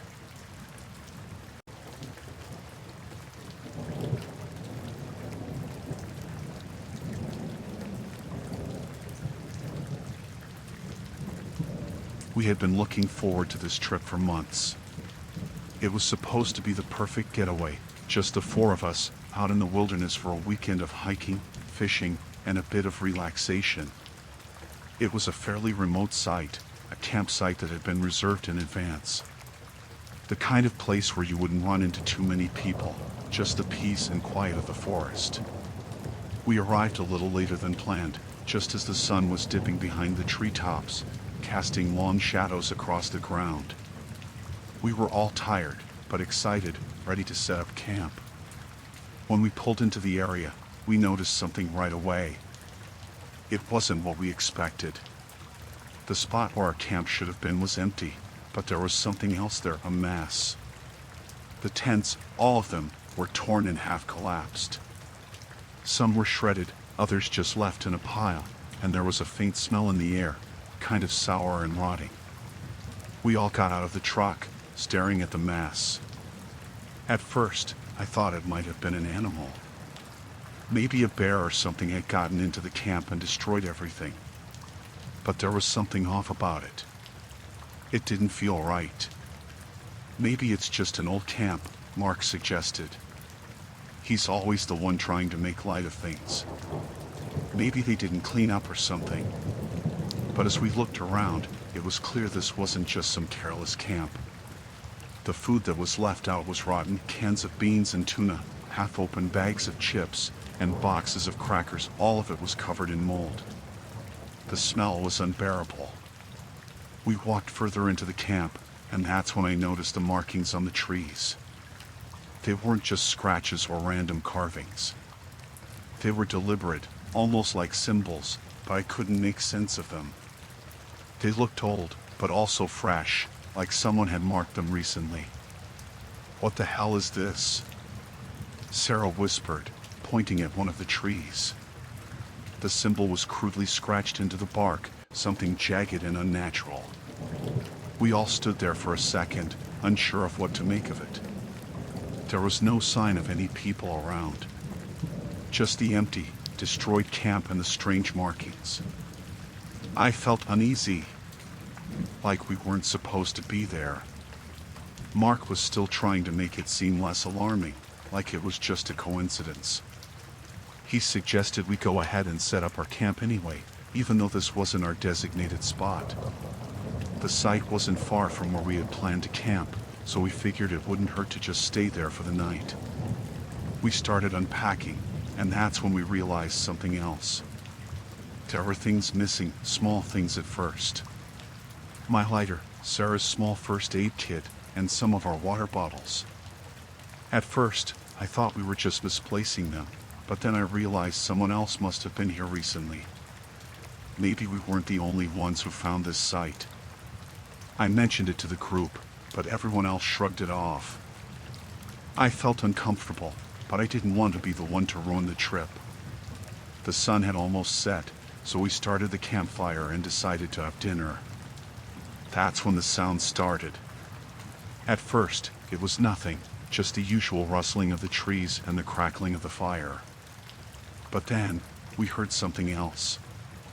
It was quiet at first, footsteps, soft and slow, like someone walking around our camp. It wasn't a random noise, it was deliberate, like someone was moving around the perimeter. We all stopped talking, listening. The footsteps came closer. My heart was pounding in my chest. I couldn't explain why, but I felt like we were being watched. I told everyone to stay quiet. I grabbed a flashlight from my bag, and we all huddled together, staring out into the dark. I was about to say something, but then I heard a twig snap, and that's when I saw it. In the distance, near the edge of the camp, a shadow moved between the trees. It was just for a second, but it was enough. Someone was out there. Someone who shouldn't be. I don't know why, but I felt sick, like something wasn't right.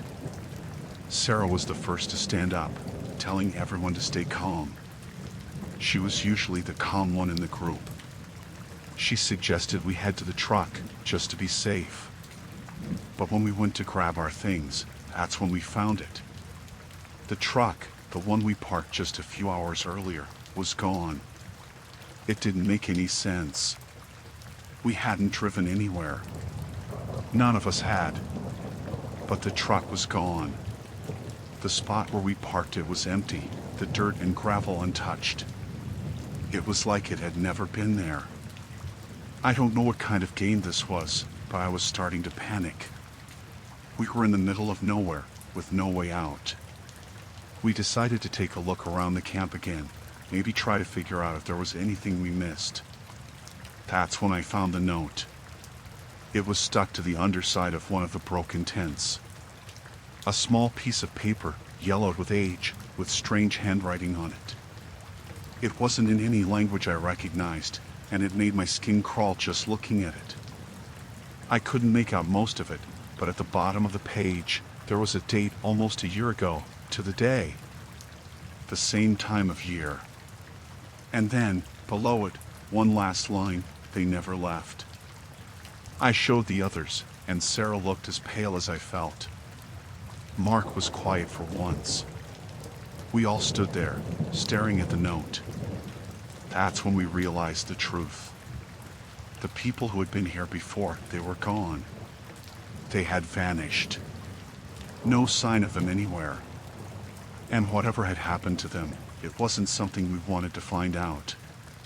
We packed up our things and started walking in the opposite direction, away from the camp. The symbols on the trees, the weird note, the truck gone, it all started to make sense in a way that terrified me.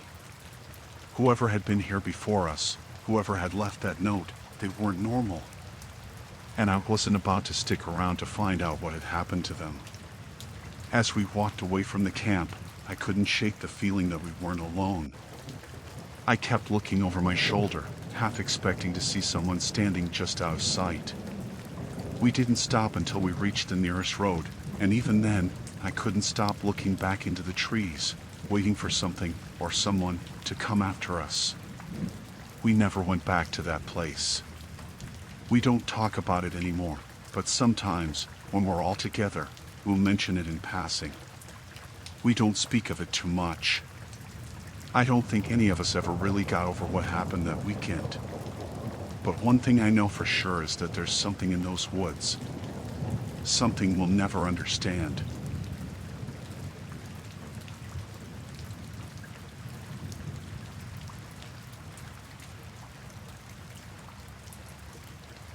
I still can't shake the memory of what happened. It's been months now, but every time I close my eyes, I can see it all over again. The pain, the terror, the feeling that someone was out there, watching. I'm not sure I'll ever get over it. It was just supposed to be a quick camping trip, something simple, just to get away from the noise of the city for a weekend. I've always enjoyed the solitude of the woods, so when I found a quiet spot, I knew it'd be perfect. No one else around for miles, just the sounds of nature and the comfort of my tent. I set up my camp near a small stream and spent the day walking around, familiarizing myself with the area. It was about the third day when I decided to go off trail, just to explore a little. The woods were thick with trees, the ground soft underfoot, and it felt like the kind of place you could easily get lost in if you didn't know what you were doing. But I didn't mind. I wasn't going far, and I had a good sense of direction. My plan was simple: walk for a while, maybe find a nice spot for photos, and then head back. I had been walking for about 20 minutes when I noticed something strange. The underbrush started to thin out, and I could see the ground was uneven, almost like something had disturbed it recently. At first, I didn't think much of it. Animals, maybe, or some weather erosion. But then, I stepped on something that didn't feel right underfoot. It was a rope, thin and tight, hidden beneath the leaves. Before I could process what was happening, the rope pulled, and I felt a sharp, brutal pain shoot up my leg. I screamed out and instinctively tried to pull away, but it was too late. The trap had already triggered. I looked down and saw that a thick metal clasp had closed around my ankle, the pressure unbearable, and I could feel something sharp digging into my skin. Blood was starting to drip, and I couldn't move. Panic flooded my chest, and I knew I had to get out of it, but my mind was racing. I looked around, but all I saw were trees, more trees. No one around. I tried to yank my foot free, but it was useless. The pain was almost too much to bear, and I could feel myself starting to lose control. What kind of trap was this? It wasn't a bear trap. The metal was thinner, more like something set for smaller animals, maybe a snare? But it was too heavy for something meant for an animal that small. And the fact that it was hidden so well made me think it wasn't just a hunting trap. I managed to calm myself enough to think, forcing myself to breathe deeply. I wasn't going to die here, not like this. I wasn't going to just give up. I looked around, trying to find anything that could help me. The trap was tight, and there was no way to loosen it. But there had to be a way to get out. I realized that I needed to stay calm. The more I panicked, the more it would hurt. But the longer I stayed in that spot, the more dangerous it became. I knew I was alone out here, at least, I thought I was. The woods were vast, and I was a good distance from camp. The trap could have been set by anyone. But then it hit me. I wasn't just injured. I was alone. I had no way to get help. And there was no telling who had set the trap or if they were still nearby. I tested the trap again, trying to move my leg, but it was useless. The more I moved, the worse the pain became, and I could feel the blood pooling around my ankle. I was losing time. Whoever set this trap, they could be watching me right now. Or worse, they could be coming to finish what they started. I thought about the knife I had in my pack, just a few feet away. It wasn't the best tool for the job, but it was something. It was the only thing I had. I tried to reach for it, but every movement caused the trap to tighten even more.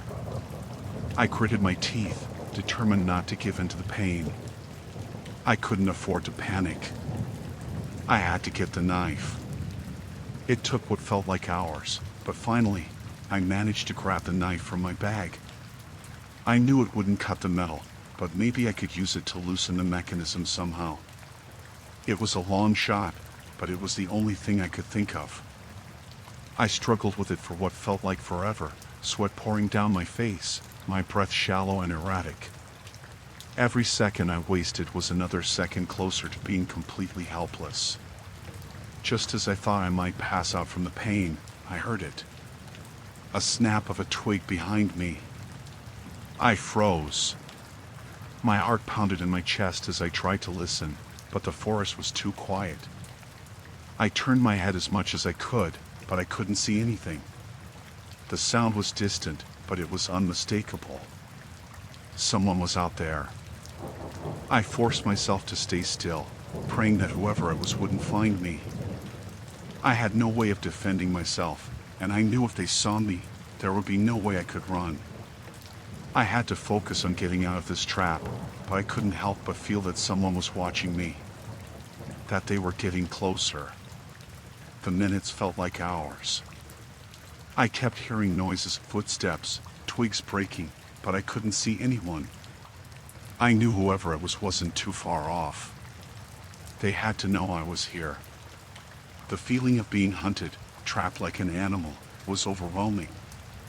I could hear my own heartbeat in my ears, each thump a reminder of how vulnerable I was. Finally, with a desperate move, I managed to use the knife to pry the trap open just enough to slide my foot out. The pain was blinding, but I didn't stop. I forced myself to stand, even though I could barely feel my leg. I didn't care.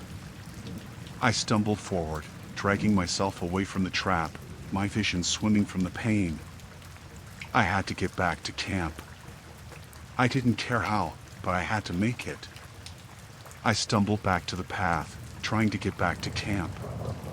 My ankle was bleeding, my whole body aching from the strain, but I couldn't stop. The thought that someone could be following me, watching me, made it impossible to slow down. Every step felt like a lifetime, but I kept going. Eventually, I made it back to camp, but the relief was short-lived. There was still the sick feeling that someone had been watching me, and I wasn't sure I was safe yet. I don't know who set the trap, or if they were still out there, but I didn't stay another night to find out. I packed up as quickly as I could, ignoring the pain in my leg, and drove straight back to the nearest town. It's been weeks, but I still feel like someone's watching me when I'm alone in the woods. I haven't gone back, and I don't think I ever will.